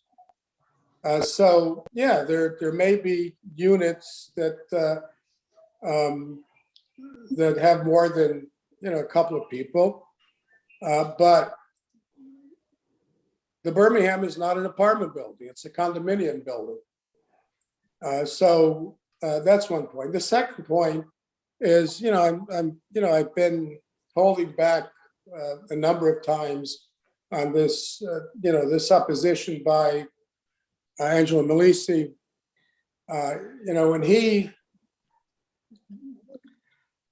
When he built the first building, I gave him all the support that he could. And if you remember, the city actually abandoned the street and got the state to abandon it to allow him to build it. And, at the time, he knew he didn't have adequate parking to accommodate. So he was basically offered the same parking spaces that everybody else was, offered, including the Birmingham.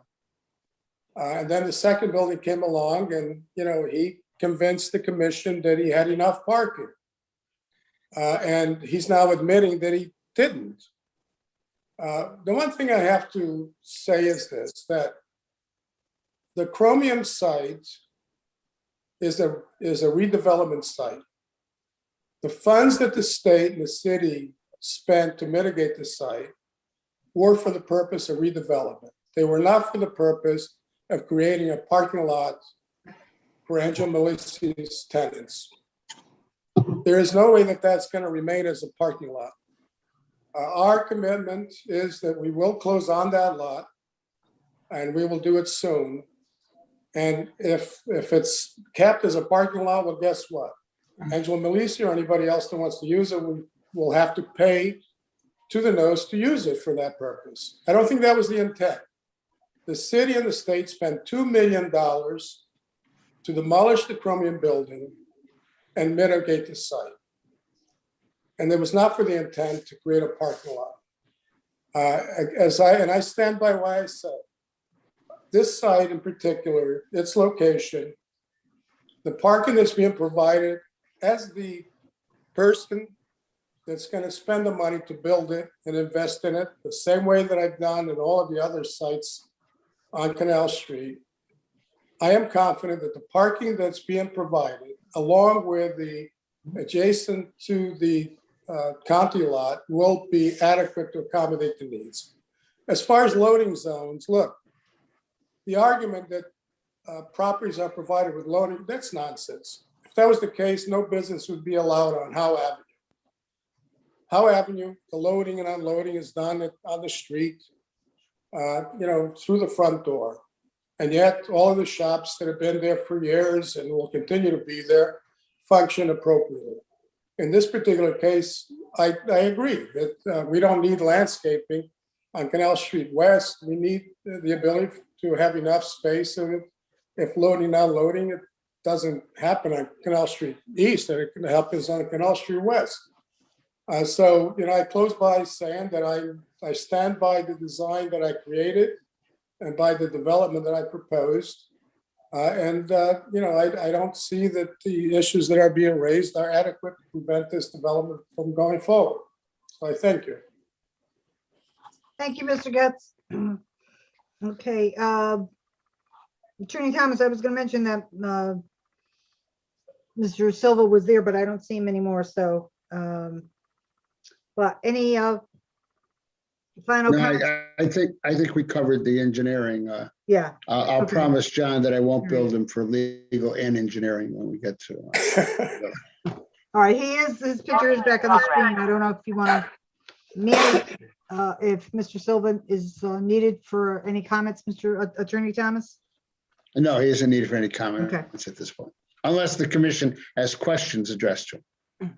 No, I'll toss it out to the commission. Any comments, questions for Mr. Silva? Okay. All right, Mr. Panico, I'll give it to the last. Any comments, questions, or concerns you want to raise?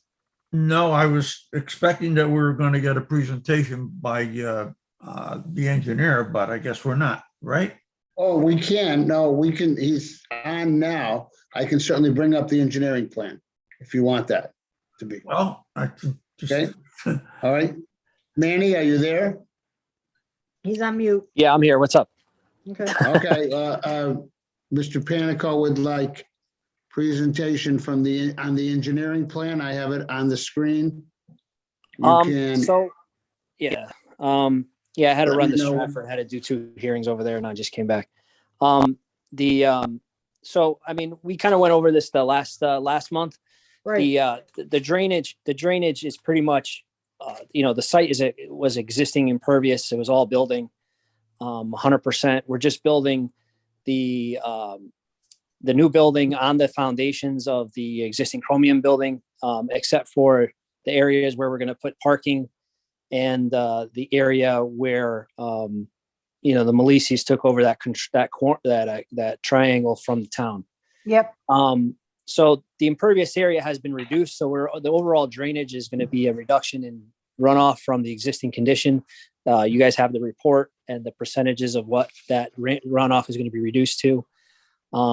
We are going to put in a stormwater oil or water separator prior to it being discharged to the culvert that's there underneath the parking lot. Again, we also added the sidewalks that were existing that the town just built along the north, the upper part of the page there. So there has been some streetscape improvements done by the city already for this parcel in anticipation of the development.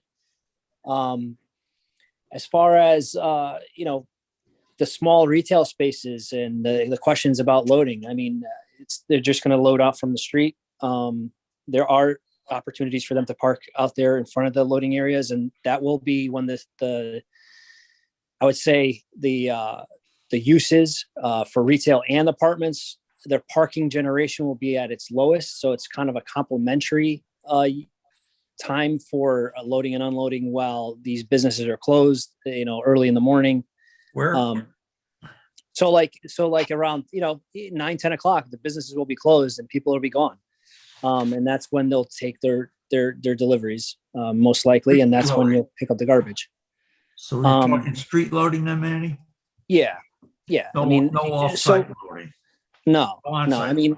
I mean, downtown Shelton is becoming a vibrant urban type of area. And that's what you're going to have with some of these smaller retail spaces.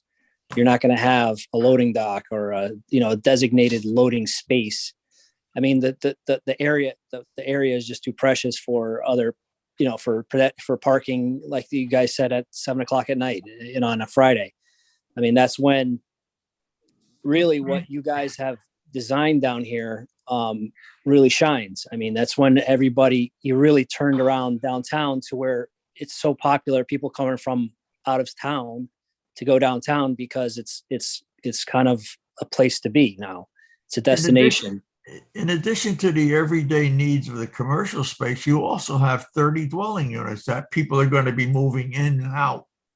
Yeah, and like Dominic was saying, there's plenty of. Where do those trucks park? On the street? Well, what do you mean? For loading and when unloading? the elevator is on the side? Does this make I mean, sense? for the time that that people are moving in and out, which is rare, right? They can do that from street loading. Rare. It's going to happen 30 times. Yeah. No, it's not. No, please, it's not going to happen 30 times at once. It's just like the issue that people bring up, that everybody is going to set their alarm clock for the same time and leave at the same time. That doesn't happen. I'm not saying it's all nothing gonna be that done at shows the that that same happens. time, but it is, Nothing. there's gonna be 30 times that. At some point, and after the 30 Yeah. people move in, there won't be any activity for another year or so. Hopefully. That's what happens. So once Okay. they do, and they Oh, will Mr. be, Panic- and Mr. Turnover. Panico had a question. All right, where's the elevator and is it adjacent to the parking lot? Yes, the The elevator's over here. elevators are going to be, once you walk into the front door there, from the parking area, the elevator's to the left. Mm-hmm. And then you'll be able to access all the floors from that elevator. Okay. And what what Attorney Thomas was saying is there's plenty of studies that, have found that in these urban type areas, which is what you guys are creating here, the parking studies are showing that the need is somewhere around 1 per unit and sometimes less.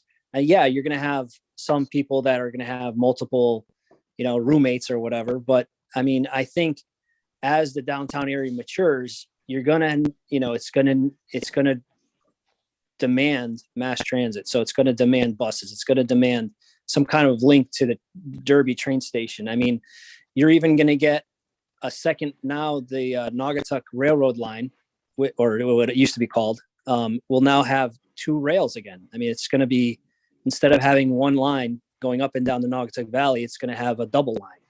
But Mr. Silva, all due respect, that isn't something that is going to be existing potentially by the time a building like this would be built and start to get occupied. You can't. No, I think it's going to happen. guarantee. I think it's going to happen. Well, I think it's going to happen when, the demand, for, the downtown people that are living there, right? That, and with the units coming online and the ones that are there right now. And what is the funding source for a rail line and a bus line? The state of Connecticut. So the railroad is already funded. the railroad's done. The railroad's done. Yeah. The railroad's done. It's been funded and the sidings have all been installed. There's actually maybe a couple more. And due to the sidings, they'll be able to double the number of trains. But whether or not that happens or not, I think the real issue that you got to contend with is that other communities that have developed similar to Shelton, people make do. Shelton is successful and the people are going to make do. Yes, they're, at 7 o'clock on Friday night, there's going to be a parking problem. At some point, yes, it gets to be difficult. One of my favorite spots is to go to Pier 131. And yes, there can be parking problems because it's successful. Or when I go, and I'm not afraid to use my legs, I have found parking spaces on the side streets because I know where to go. But when the businesses are full, that's what happens. So the only way to correct the parking problem is not to cut down development and say, as Mr. Geddes pointed out, thank you, state, for giving us the whatever millions of dollars to clean it up, but we're going to turn it into a parking lot. Not, what exactly is appropriate. But, there are issues, but cities have found that people deal with them. And you will see changes coming down in the future, like valet parking and other things. Can there be things to improve it? Yes. You can do better with public parking, lights, security, and parking garages. But I mean, we can talk all we want about anecdotal parking, anecdotal issues, and 7 o'clock on a Friday night, or the issues with people coming in. I don't think having a traffic problem and a parking problem in the downtown that is this successful is a problem. That's The other thing I would like to add to again, to go back to this issue of, people moving in and out. To be honest with you, I think that's probably the least of the issues. I mean, if we look at the Birmingham is a building that was built years ago on the property lines. And there's 103 units there, and yet people that move in and out, they move in and out with the vans parking in front of it. If you go up the street to the Birmingham, to the Avalon, you'll see the vans out in the street periodically as the tenants move in and out. I mean, that's what happens in these type of environments. So I agree that, you know, Canal Street West, I think I'll work with Manny on, you know, doing, you know, some redesign on, you know, on this, the sidewalk area so that there is a little additional room for those period of times when the moves take place. But keep in mind that it's, you know, if you lease an apartment, you don't necessarily lease it and the tenant moves out in a year. Most apartments, the tenants are there for years. You know, and when they move in and out, they're not moving in and out, as stated before, on the same day or the same month. You know, the units are finished and they begin to be leased. In many cases, by the time you start and finish, there may be, you know, 4 to 5 months between the various leases. So you're never going to have the same tenants moving in and out at the same time. So I don't think that's an issue. And again, I go back to saying that regardless of anything else, in this particular case, the parking lot, the municipal parking lot is right across the street from this building. And therefore, it's the tenants have, they can't argue that they have long to walk. It's right there. And whether it's commercial tenants or residential tenants, the parking is available to them. So that's all I have to say. Okay, thank you, Mr. Getz. All right, so we've gone through the presentation, the public portion. We've had responses to the public's comments. We've had further comments from the applicant. Mr. Panico, you've had an opportunity as well. So does the commission, what's the feeling of the commission? Do you wish to continue or close the public hearing? Does anybody have any feelings one way or the other? Well, I don't know why we would keep it open unless we're waiting for some redesign on some of these things that were raised. About the appearance, you know, the one side of the building, it seems a little plain. We want to see some, you know, Mr. Geddes said he can make some improvements there. Do we want to keep it open so that we can see those? Yeah, while if we were to close it, we could only go through staff. So if other commissioners agree with Commissioner Amato that we have, this is a PDD, so. Is this not, this is for the PDD? Yes. Do we not get a second chance at the development, the design development, final design development? Yeah, this is the initial concept plan, correct? Right, so we could deal with those small things during the detailed design. I don't think there's any more substantial information we're looking for. Right. So I don't see the reason to keep it open. Yeah, I just want to make sure I didn't file the application as a single stage.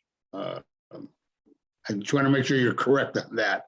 I mean, I'd like to see some awnings or something to dress up the back, but I don't see keeping the public hearing open so new drawings could be submitted. Dominic, regardless of how you filed it, the commission could choose to act on it in stages. Okay, that's true. Okay, that's correct. I'm not sure whether I filed this as a single stage or a multi-stage one, but you're right. They could still act on it in stages, correct? I think there's a lot of polishing up to do on that site plan. Okay. I was just going to ask Mr. Geddes if it's worth giving up a couple of parking spaces to create a conveniently located on-site loading area. Like right where the first handicap parking space is. I think that, you know, from my, you know, perspective, I would request that the commission, you know, not carry on the public hearing And I would accept a condition that the commission have the ability to act on the final, design plans, which would address some of these, because I see these as minor concerns, meaning minor issues that can be addressed. And I mean, we've done it before, I recall back when I submitted the first, the plans for 223 Canal Street, and the commission acted on it and then turned around and said that they hated the industrial look of the building. And some wanted different materials and so forth, and that was addressed. But here, I think that unless the commission disagrees with me, I think I complied with the request that was made, and that was to change the design of the building to make it more attractive, to add more features, which I did, as you saw, and this was within a 2-week period of time. So I think that what I'm hearing is that there's some adjustments to the site plan to accommodate some, concerns. And then there's a concern about the rear of the building to break it up so that, it addresses, again, the fact that, there's one, plain, wall that has a street front as well. So I'm committed to handle both of those, but I would request that it be done in a way that the public hearing be closed and that be addressed in, in the executive format. Mr. Rossetti, can staff take on the responsibility of doing all that? Yeah, I mean, as Mr. Panico commented and Dominic commented on, what we typically have is an initial development or initial development plans, which sets the PDD, and then the applicant comes back with detailed development plans. That's the best case of action.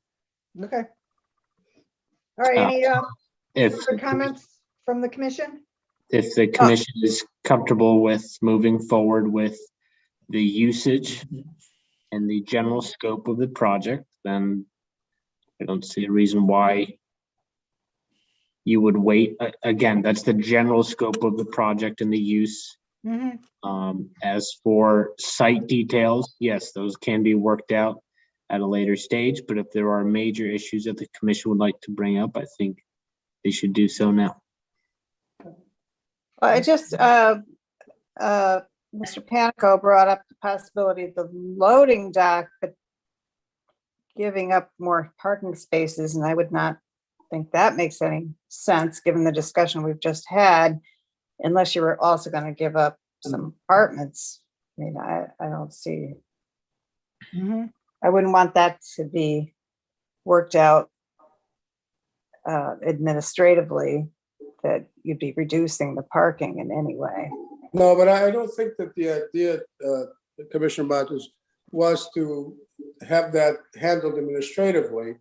I think that the idea or the final detailed plan would go back to the commission for final approval. Okay. Thank you. All right, anyone else want to make any comments? Okay, is there a commissioner that would like to make a motion to continue or close the public hearing? Commissioner Parkins will make a motion to close the public hearing. Okay, there's a motion to close the public hearing by Commissioner I'll second it, Parkins, Commissioner Lascos. and that's a second from Commissioner Lascos. All right, so on the motion to close the public hearing for application 2128 made by Commissioner Parkins, seconded by Commissioner Lascos, I'll do a roll call. Commissioner Tiki, Aye. Commissioner Lascos. Commissioner Lascos. Aye. Okay. Commissioner Motto, Aye. Commissioner Parkins, Aye. Aye. Commissioner Onofrio, Aye. and the chair votes aye. Okay, this Aye. item will be on the agenda of an upcoming meeting for discussion. Thank Thank you. you very much, gentlemen. Thank you all. The Good night. good night. The continuation of application 2202, City of Shelton Planning and Zoning Commission Regulation Text Amendments is next on the agenda. And those text amendments are for Schedule A, permitted uses, Schedule B, lot standards, and Section 24, area, location, and bulk standards, and minor updates related to the IA1 and industrial zones. Mr. Rossetti, are you leading off with Sure. this particular? Yep. Okay, let me just preface that this is the continuation of the public hearing that was, this application was accepted for review on February 8th and posted on the city's website are a zoning report, 3 maps, standards chart, IA1 text amendments, changes to schedules A and B, and drone footage of the area. Mr. Rossetti, are there any other reports, materials, or correspondence that we need to, that were received within the time period that we need to acknowledge for the record? There were not. Okay. All right. So do you want to lead off with your? Yep. Give me 2 seconds. Okay.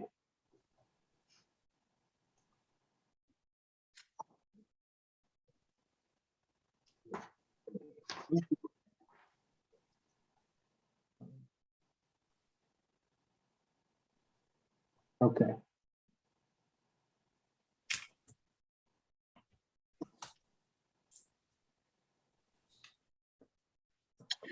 To quickly recap with everyone attending. At the last hearing, we discussed Schedule A, which is the permitted uses section of our regulations, and we went through these amendments. Then we went through the proposals for Schedule B and the lot standards for the commission to consider for the IA1 zone. And again, just to reiterate this, we are only discussing the IA1 zone. This will likely, this is not part of this application, but the intent of these text amendments is to apply them to this area. As you can see in blue, and perhaps one of these two or both of these or some of these parcels here, with Bridgeport Avenue being down on this eastern side. So hopefully that kind of refreshes your memory a little bit. Tonight, there are some items that Mr. Panico kindly typed up for us that we would like to add and or modify to some of the sections detailing the standards for the IA1 zone and how certain texts may apply to that zone. And so I will begin with the report that has been online for section 24 regarding height. As relates to Schedule B, the height not exceeding 75 feet, a portion of the building not totaling more than 50% of the roof area. Mechanical and other equipment may be on top of the roof to support those facilities. Or freestanding. Or freestanding. Right. In this paragraph, we've eliminated in industrial IA1 districts. And Tony, if and it made better sense to add it into that second line. In outside storage, what we've done is clarify the differences and clarify the screening requirements. That's what that's what those words are. We took the industrial IA1 out of the first sentence because that has more restrictive setbacks and restrictions on locations of storage areas. And we put it into the second group where we began in industrial and LIP and light industrial park. Outside storage area has to be enclosed, and we give all the parameters for the enclosing. So we just needed to clarify where those standards were applicable. In 24(8), we have provisions in there for develop landscaping and development of the balance of the site that's not used for buildings and parking, et cetera. And we needed to clarify what those are as to the IA1 district.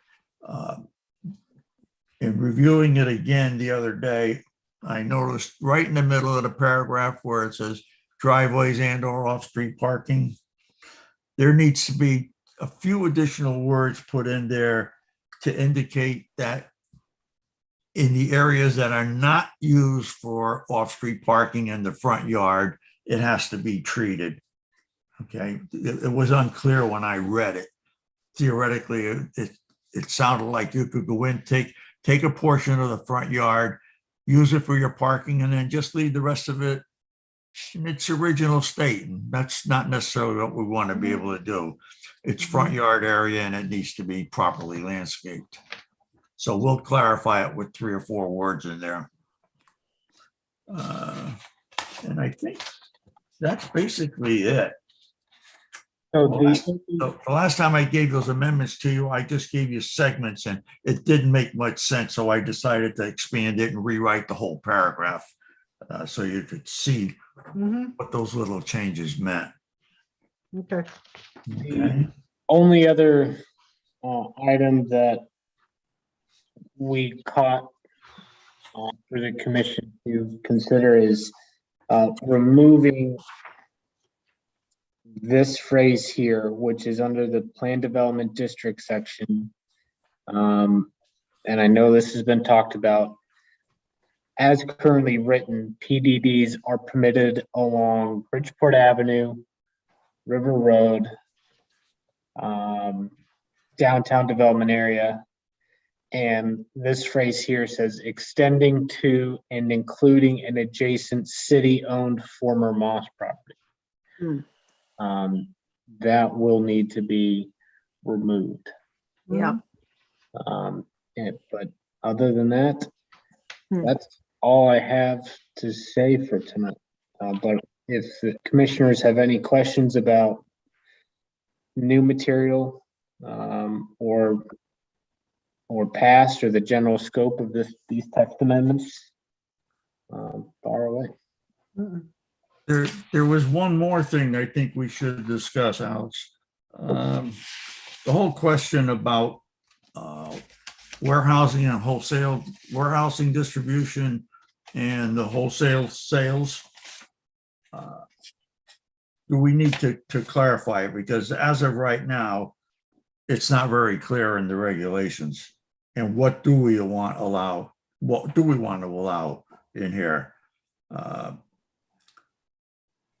So in my notes, Tony, and please verify, I have it being permitted as a special exception and as proposed in this IA1 zone. Okay.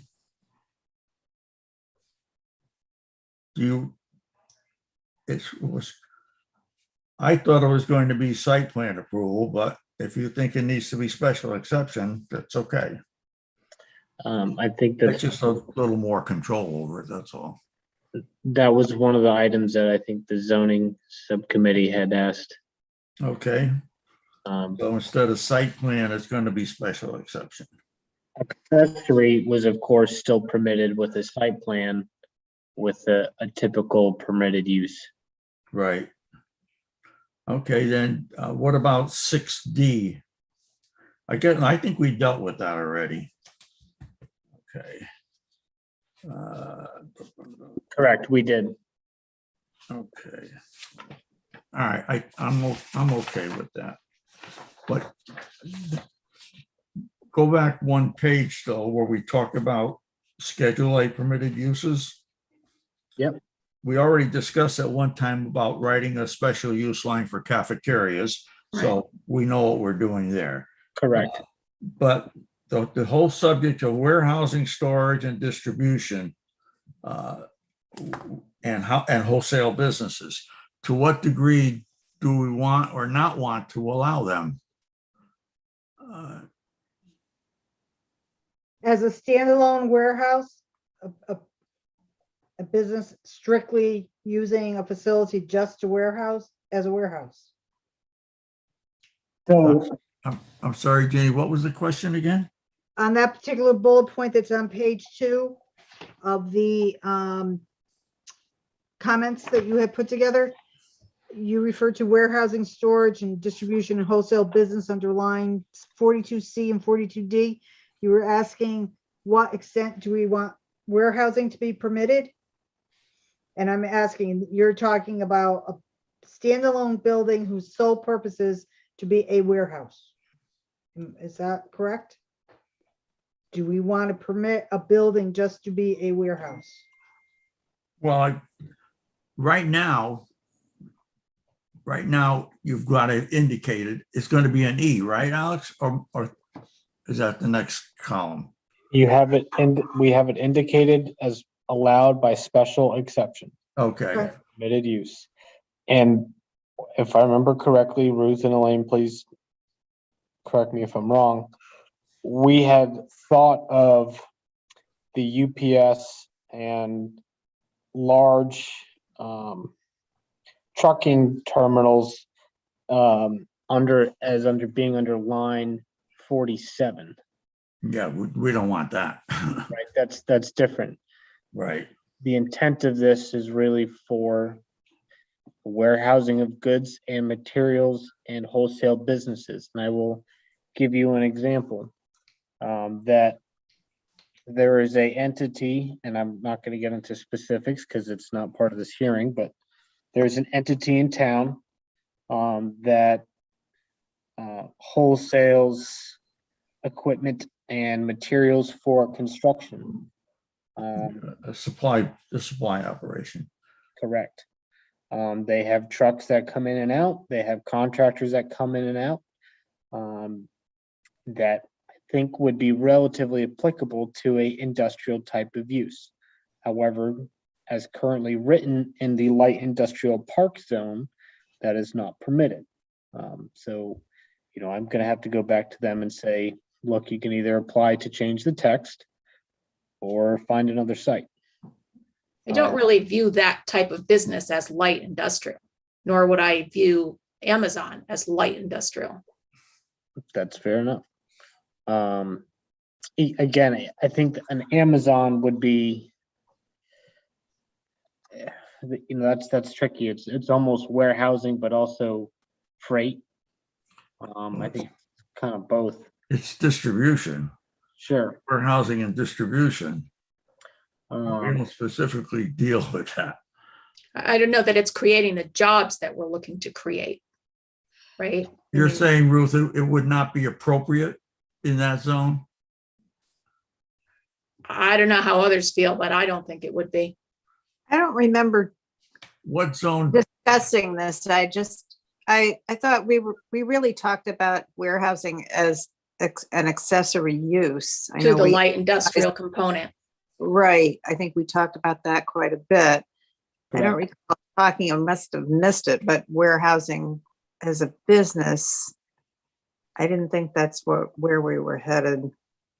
No, Yeah. but Right. the wholesale business component of it, Yeah.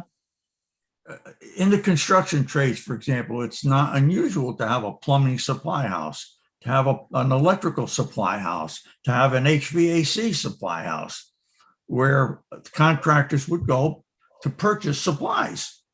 What if we just called it a wholesale business and left out the That's the warehousing? wholesale business component, right? Now, Just leave the warehousing word. well, but it has to have warehousing because they have to have the material on hand. Right, but it's not just a warehouse, it's a. Oh, no, it's a combination. It's a retail it's a wholesale retailer. I mean, I guess yeah. I'm sorry, I didn't mean What's to. number 40, line 43? Isn't that what we're talking about? 42. 42. Yeah, I know that, but what we were just talking about be more into line 43?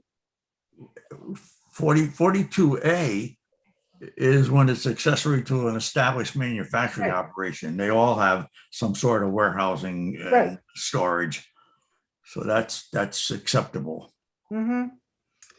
But for those Wholesale electrical business. But a subcontractors, freestanding building that's used for warehousing and wholesale business, we have not normally in the past allowed it, but this is saying we would allow it as a special exception. If it's a special exception, it's just a matter of us looking to see that they fit on the property. We don't really have the right. No, it's there. also for you to determine, is that an appropriate location for it? Right. Right. Is it going to create way too much traffic? Is it going to, have other impediments? It's going to conflict with the adjacent properties, things of that sort. I still think you solve the problem by just removing the warehousing wording, because any retail business is going to have product on site to sell. This is wholesale. This isn't retail business, it's wholesale business. Well, wholesale, but you're selling your products. Okay, if you did that, Ruth, if you did that, do you have limits on the warehousing component? If a guy comes in, is going to build a 10,000 square foot building, how much of that is going to be, how much of that do you allow him to use as his warehouse as opposed to the business area of it? In those supply type places, the majority of the space is used for warehouse. I think it's a difference with a distinction without a difference, I guess. I don't. So you just don't want straight warehousing. I don't think that's what we wanted for this whole property. It was more to be. Well, yeah. Job creation. Right. But as Alex indicated, we have to, if we're going to have reasonable use of this zone, we have to have it be usable beyond just the Moss property. So then a Wynn Nelson would be a perfect example, right? They are a warehouse. They Which one? also retail direct to the public, but they're also wholesale to plumbers and contractors. What company was that? Wynn Nelson or Wynn Bath. Right. They're up on Forest Parkway. So another good example is Bigelow Tea. They will likely have different buildings and phase in different buildings as they occupy the site. If we do not include warehousing as a use, we will likely have issues. But isn't that the accessory use? Potentially not. So I thought we were designing this to be similar with what we were doing down on Constitution Boulevard. Correct. South, which the warehousing had to be a component of the light industrial business. Yes, however, when the issue with Constitution Boulevard South and Waterview Drive is maybe half a dozen of those have been turned into PDDs, which allow for warehousing. Mm-hmm. And one of the most recent ones that came before the commission was mercantile development. Not mercantile, what was the Cinto project? Oh gosh, I'm blanking on the name, but it is a 95% warehousing operation with wholesale. And the only way that was accommodated is through the PDD. But they had offices there. Correct. And I don't know if I have been to the offices. That was why we approved it, because it had a component that was associated with the warehousing. It wasn't just warehousing. That's correct. Yeah, multifunction. The offices are sparse, to say the least. Well, I don't want to say we were possibly misled, but yeah. So, but I don't want us to be in that situation where someone's got to be cute to make something fit. So it's a definite need. Obviously there's pros and cons to it. But I know the city's administration would is pushing for us to include it. Obviously, that's up to this commission to decide, but it may jeopardize some future tenants. Well, that's what I was thinking. This was getting to sound like, that this is being kind of customer driven. You know, to a certain extent, yeah, we are targeting certain types of business. The intent is not, is not for Amazon, is not for UPX, is not for Costco, on one end of retail, almost wholesale. That's not the intent. And that's not what this is for. Well, we just have to be very careful that the parameters we set for approving something under a special exception are not able to be litigated for a purpose we don't want it to be for. Sure. That's right. So the particular customer might be Amazon next time. So we have to be careful with that. Maybe we get Dominic Thomas to draft up some language for us so we can make it extra tight. So we want to be able to guard ourselves against an Amazon. Is that what we're saying? I don't know necessarily. I'd love a Costco, but that's not, probably wouldn't go there so well. That wouldn't be the place for it, but. Tony, do you remember at the far end of Constitution Boulevard South, behind Riverdale Diner up on the hill, was a company that was a fulfillment center? They obviously had. They were like an Amazon. Yeah, they were the ones that fulfilled orders that you did on QVC. Telephone calls and Home came in Shopping and the Network. product got shipped out. Yeah, because I ordered a vacuum cleaner when it got delivered. What's the return address? That operation worked very similar to Amazon before Amazon was really established. Right.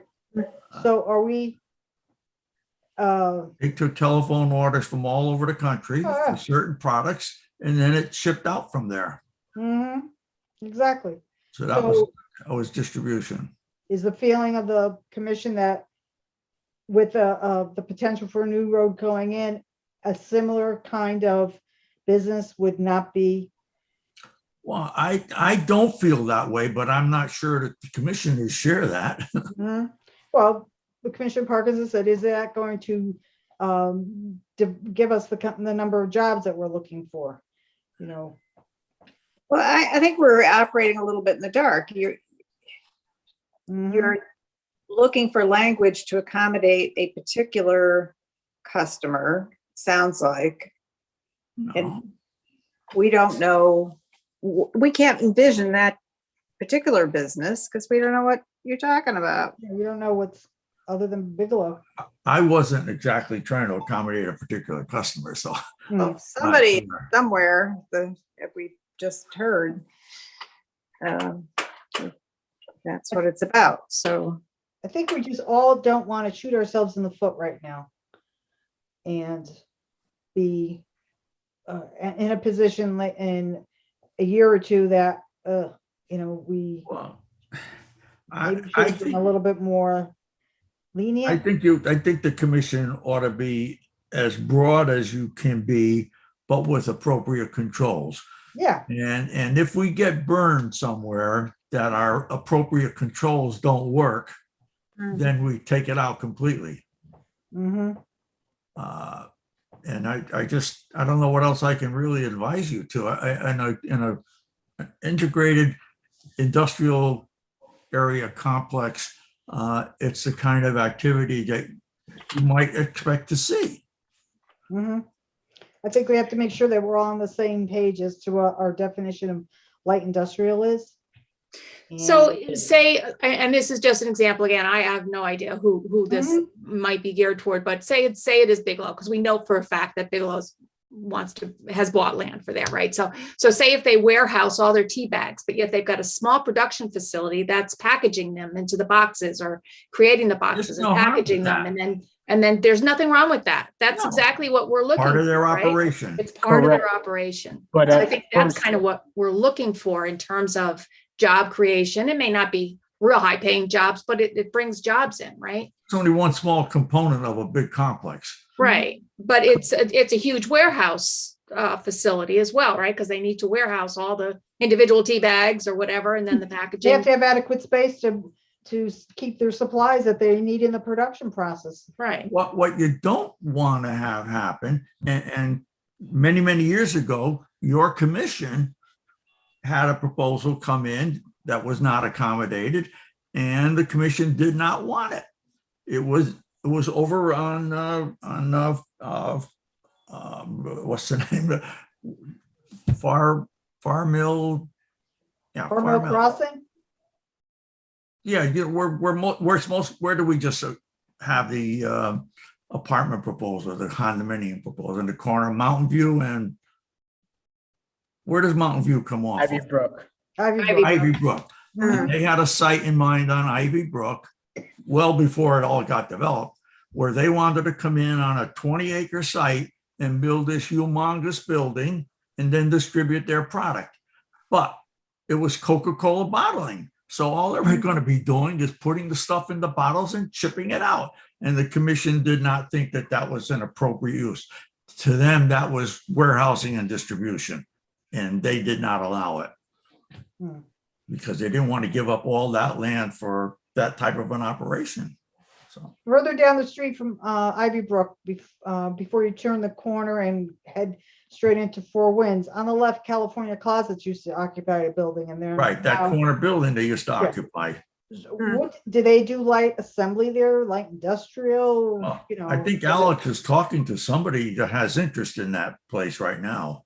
I know, but when California Closets was there, what category would they have fit in under our regs? I don't recall how their application was processed. Mhm. I'd like to get back onto the It probably was an office operation. Okay. Yes, Alex. If the commission would like to direct staff in one way or the other, or leave it as is, that would be great. Otherwise, I'd say if we could open it up to the public and then keep moving. Sure. Are there members of the public that have indicated they'd like to speak? There is. Okay. All right, so I think I think based on the strength of the way the material has been presented, you can take your public comments, close the public hearing. Did we close this hearing? No. No. Close the hearing and make some decisions. I think we've put 95% of everything to bed. mhm. I think there's only one or two little issues, and I think, quite frankly, I think Alex and I have to put our heads together and make a specific recommendation to you. Okay. Mr. Dominic from the public. Yeah, it's me again, but now Mr. Public. I was listening. I do want to comment on the thing that was brought up about SureSource, since I did that PDD. And I think it's interesting for you in considering it. Right before the pandemic, the Chamber of Commerce held a very excellent seminar in which they brought in light industrial, and commercial realtors. And one preeminent one who's has written about industrial development was talking about the high-tech warehouse. That is the high-tech warehouse, whether it's alone as a warehouse or whether it's accompanied as a part of what you talked about up on, for instance, the project you approved on Waterview. He said that is the wave of the future. That is what's coming in. And he and I talked about SureSource because he was listing SureSource at the time. And he said something very interesting. For any of you that ever got the opportunity to go in SureSource, it was fiber optics in the ground, and you ran the various machines up, and they went up into this extremely high bay and picked out the equipment, the stuff that they were going to deliver to Chairman Harger or whatever, you know what I mean, and take it back down. What he said is he had a tremendous amount of interest in the warehouse and no interest in the 40,000 square feet of office. Mhm. So there was interest in some of the people looking for maybe 10,000 square feet of office or 5,000 square feet of office to go along with the high-tech warehouse. But high-tech warehouse is very important. The other thing I would draw your attention, I'll let your staff do it, and I can send over the article. I think I saved it, was a recent planning article related to the need and the demand for high-tech warehousing and the demand for it off of major arterial roads such as Route 8. So I think those are the things you have to consider. I'm not talking about whether you do or do not want an Amazon warehouse, but I think the example of SureSource is a prime example, because when that was done, it was one of the hottest things going. But it was interesting. What he said is that there were many people that looked at it. I think it's eventually been bought, but he said he had problems because the amount of office, the 40,000 square feet of office, adjacent to 110,000, I think, square feet of warehouse was not good. But just keep that in mind as you're going through this, because the property you're talking about is such a primo location, with it being proximate to to exit 13, that it is going to attract people who want this high tech. We're not talking about the old fashioned warehouse. We're talking about the high tech, high doors, fiber optic in the ground, and all this computer operating thing. So Thank it's you. like, it's robots that are going, Robotic. robotic machinery going up and down and pulling. Yeah, stuff when and stuff. Yeah. I mean, you're talking the many years ago when that was approved, you know what I mean? And when I went in there, yes, there were fiber optic. I was treated to a demonstration, which was interesting for someone that's afraid of heights, because I would never go up there. And I watched the little, whatever you want to call it, like a forklift type thing, go down, and he would sit there, and he would, with his little, he would sit there and then direct it, and he would punch in the code, and it would go right to where the product was. They did a lot of Coleman products back then, very popular, the Coleman camping, and it would go right to it, go up 7 levels up, whatever, pick it out and bring it back down. And then go into the main trucking. While you had longer trucks there, most of the trucks in there were flats, what do you call them? The bigger UPS type, but UPS type, but a little bigger. And those were the trucks that brought them, not the trailers. They were very few tractor trailers. Okay. All right. So what about if, for instance, the post office decides they want to have a regional processing center like they have up in Wallingford and up in Massachusetts and whatever, and they wanted, what category would that fit in? It's not really light industrial. They're not really making anything. They're just sorting and mail. It's production. Mm-hmm. It's a production facility. Okay. They're processing something. So that's a, that would be they're not warehousing anything. Yeah. They're sort of processing and distribution, right? I mean, they put it on the mail trucks. It would be under a category of distribution, yes. Okay. Because after they sort, they distribute. Yeah, I would think that they have to have something in there that they. Yeah, I mean, and I'm not picking on Amazon specifically. No. Although I'm not a huge fan of Amazon, but I'm not picking on that. I was just using that as an example of something that I could see being just a warehouse. Yeah, that's why I think regardless of how we try to figure out these words, I think we ought to probably put it down as a special exception use, because there are just so many potential combinations that you and I couldn't possibly think of them all. Some will be acceptable and some are not going to be acceptable. And things are changing day to day, month to month. Yeah. So And the first time you turned one down as a special exception because you didn't think it fit, and if you get attacked and legally and lose, well, then we throw it out of the regulations. yeah. All right, let's go into public portion. Who's the first? Who else besides Mr. Thomas? We have a Mr. Tom. Okay. Yep, Tom Harvinson again. I love watching your meetings while I'm working. And thank you for all your deliberation. I didn't hear, maybe I missed it. Was there any talk of data centers as a potential use in the location?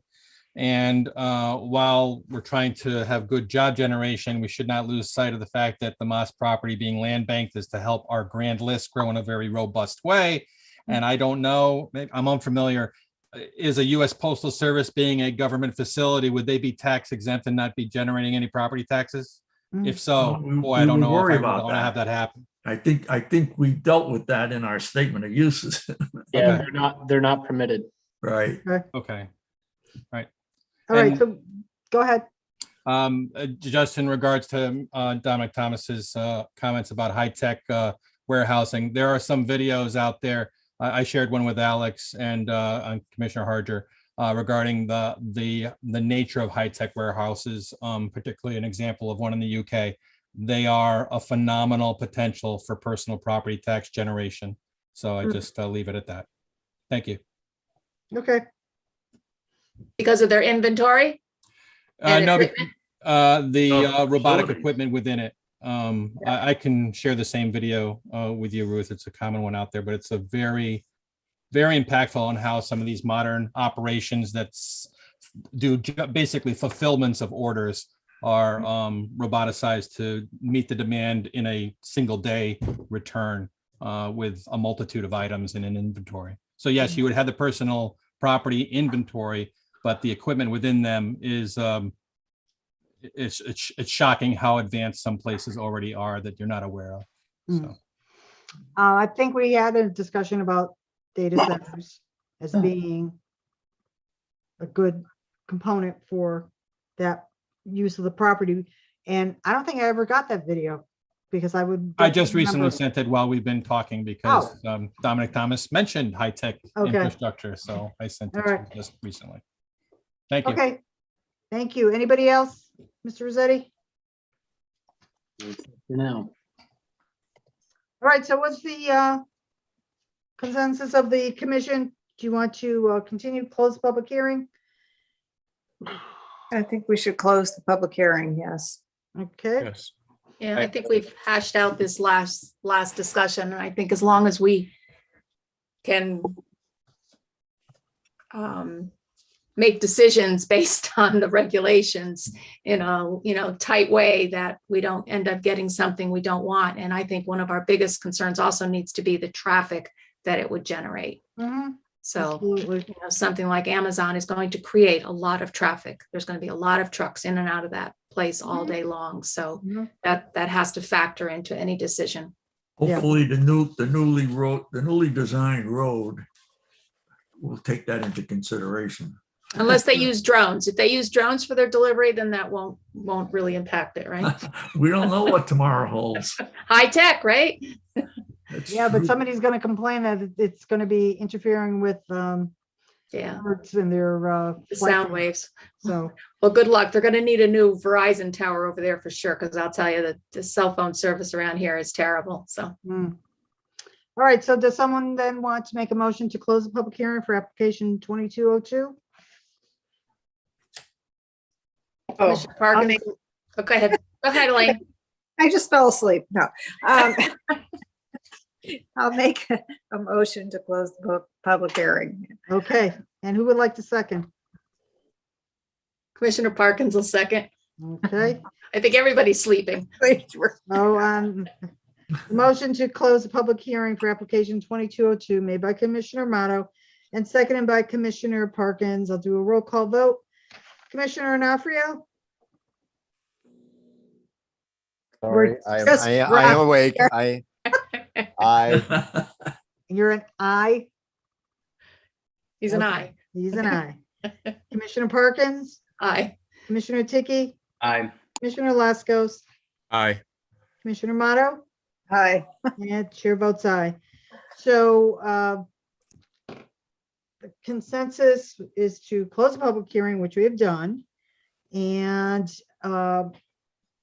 is it also the consensus of the commission to direct staff at this time to prepare a favorable resolution? Yeah. I think we need to move it along. Mm-hmm. Yeah, I agree. I agree that I assume that at that meeting where the resolution would be presented would be a clear cut copy of the regulations, correct? Yes. Mhm. Yeah, well, we will do it in such a way that it's very specific and very explicit as to what the changes are that are being made. We Okay. have to be, otherwise it's not illegal. Right. Okay. Commissioners Laskos, Tiki, haven't heard too much from the male side of the commission tonight. So do you have any comments, questions, or concerns about not moving forward with directing staff to prepare a favorable resolution? I'm fine with doing that with the staff preparing a favorable resolution. Okay, good. Commissioner Agreed. Laskos? Okay, Yes. you agreed. All right. So staff is directed to prepare a favorable resolution for application 2202. And of course, we would like to see all the final charts and whatever that would correspond to all of the what we've discussed tonight and in the previous meeting. So very little public input on this one, huh? Yeah, I Well, was yeah, maybe- surprised, quite frankly. Yeah, I thought we'd hear from the neighbors and Yeah, Well, I think that part will come when we have a public hearing on the mapping change. Yes. yeah. Okay, When you actually take the land out of that zone and put it into the IA1 zone. mhm. Okay, Then you'll be explaining your whole IA1 zone all over again. okay. All right, so wait. let's get on, go ahead, Commissioner Moto, did you have a comment? no, I said, can't wait. Yeah. Okay, so let's get on to the final agenda item, and that's the approval of the minutes for the 3 February meetings. My understanding that February 23rd is not on the website. It was not. Yeah. Mr. Rossetti, can you confirm that? It is not on there. We will get it on ASAP.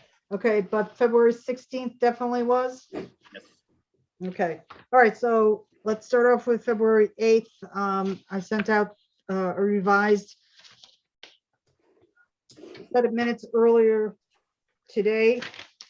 I hope everyone's had a chance, because I did notify everybody by text message that had been sent. And I hope everybody understands the reason for the revisions, but they were, I think, a little extensive in areas, and it would have been a little difficult to convey everything. So, but there were 3 areas that I felt needed to have a little bit more detail for the record, because we do go back and use our minutes to remind ourselves who said what and whatever. So, but does anybody have any comments, questions, or concern for just February 8th? Minor technical question.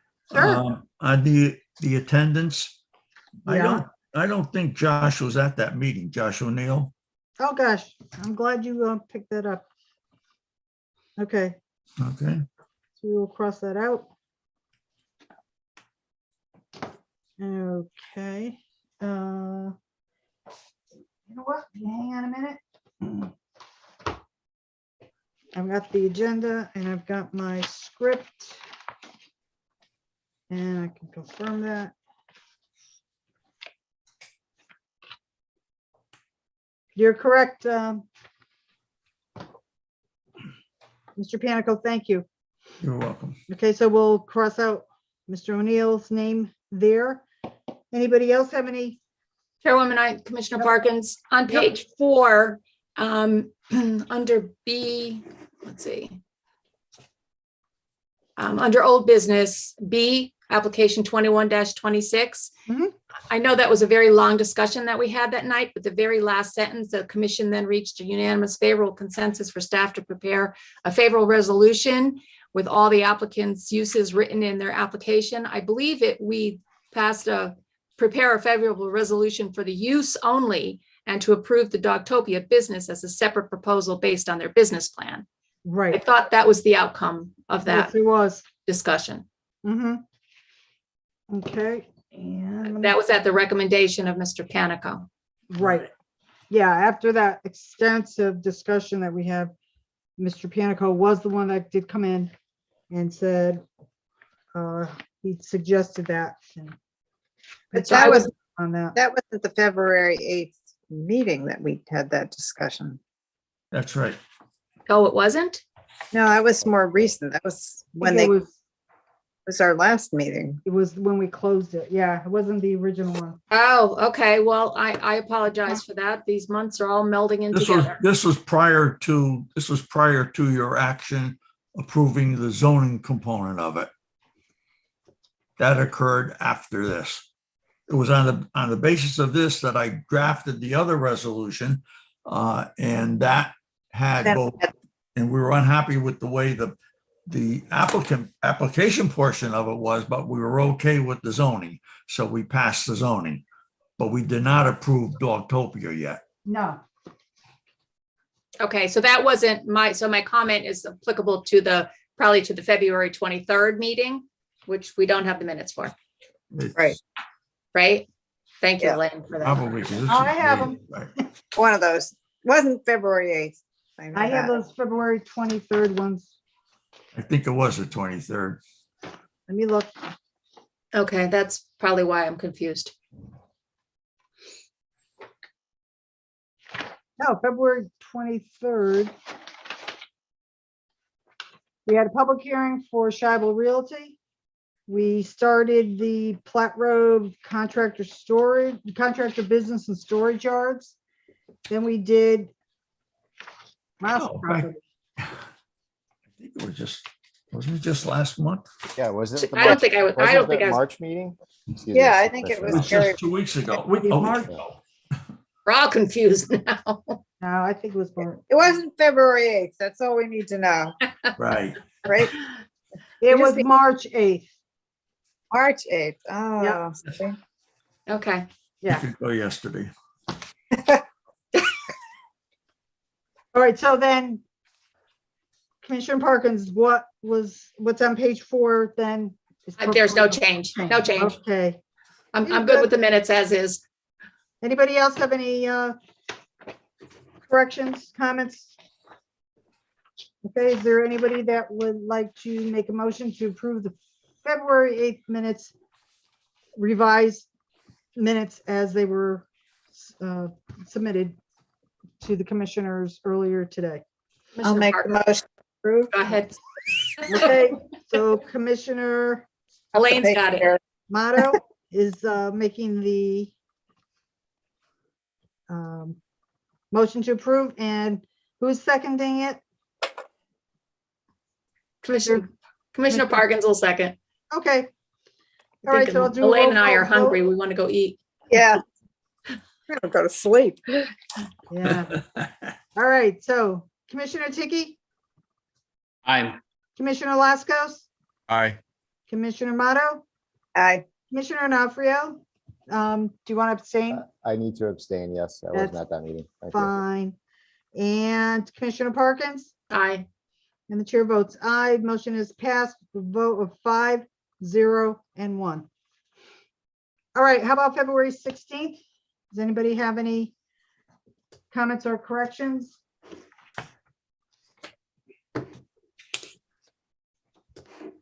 I do not. Okay. I just had one on page 2, second paragraph from the bottom. Starts off that Mr. Pat Rose addressed the commission about 4 type lines down. It said he mentioned there are 14 units located on floors 2 to 4. I think we better clarify that there are 14 units located on each of floors 2 to 4. Otherwise, the unit count doesn't come up correctly. So that's the only thing there. And that I would suggest. Anybody else have any changes to the February 16th minutes? Nope, I'm good. Okay. All right, is there anyone who'd like to make a motion to approve the February 16th minutes as amended? Commissioner Onofrio, I'll make that motion.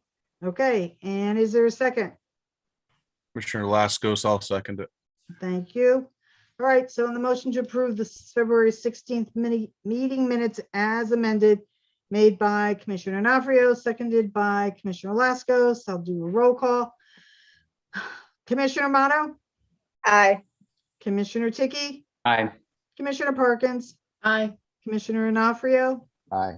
Commissioner Lascos, Aye. And chair votes aye. Motion's passed 6-0. All right, so now that we know that the February 23rd minutes were not on the website for everyone to review, is there a motion to table the approval? A motion to table, it's Commissioner Ticky. Thank you. And is there a second on that? I'll second Commissioner D'Onofrio. Okay, so a motion to table made by Commissioner Ticky, seconded by Commissioner D'Onofrio. Do a roll call. Commissioner Parkins, Aye.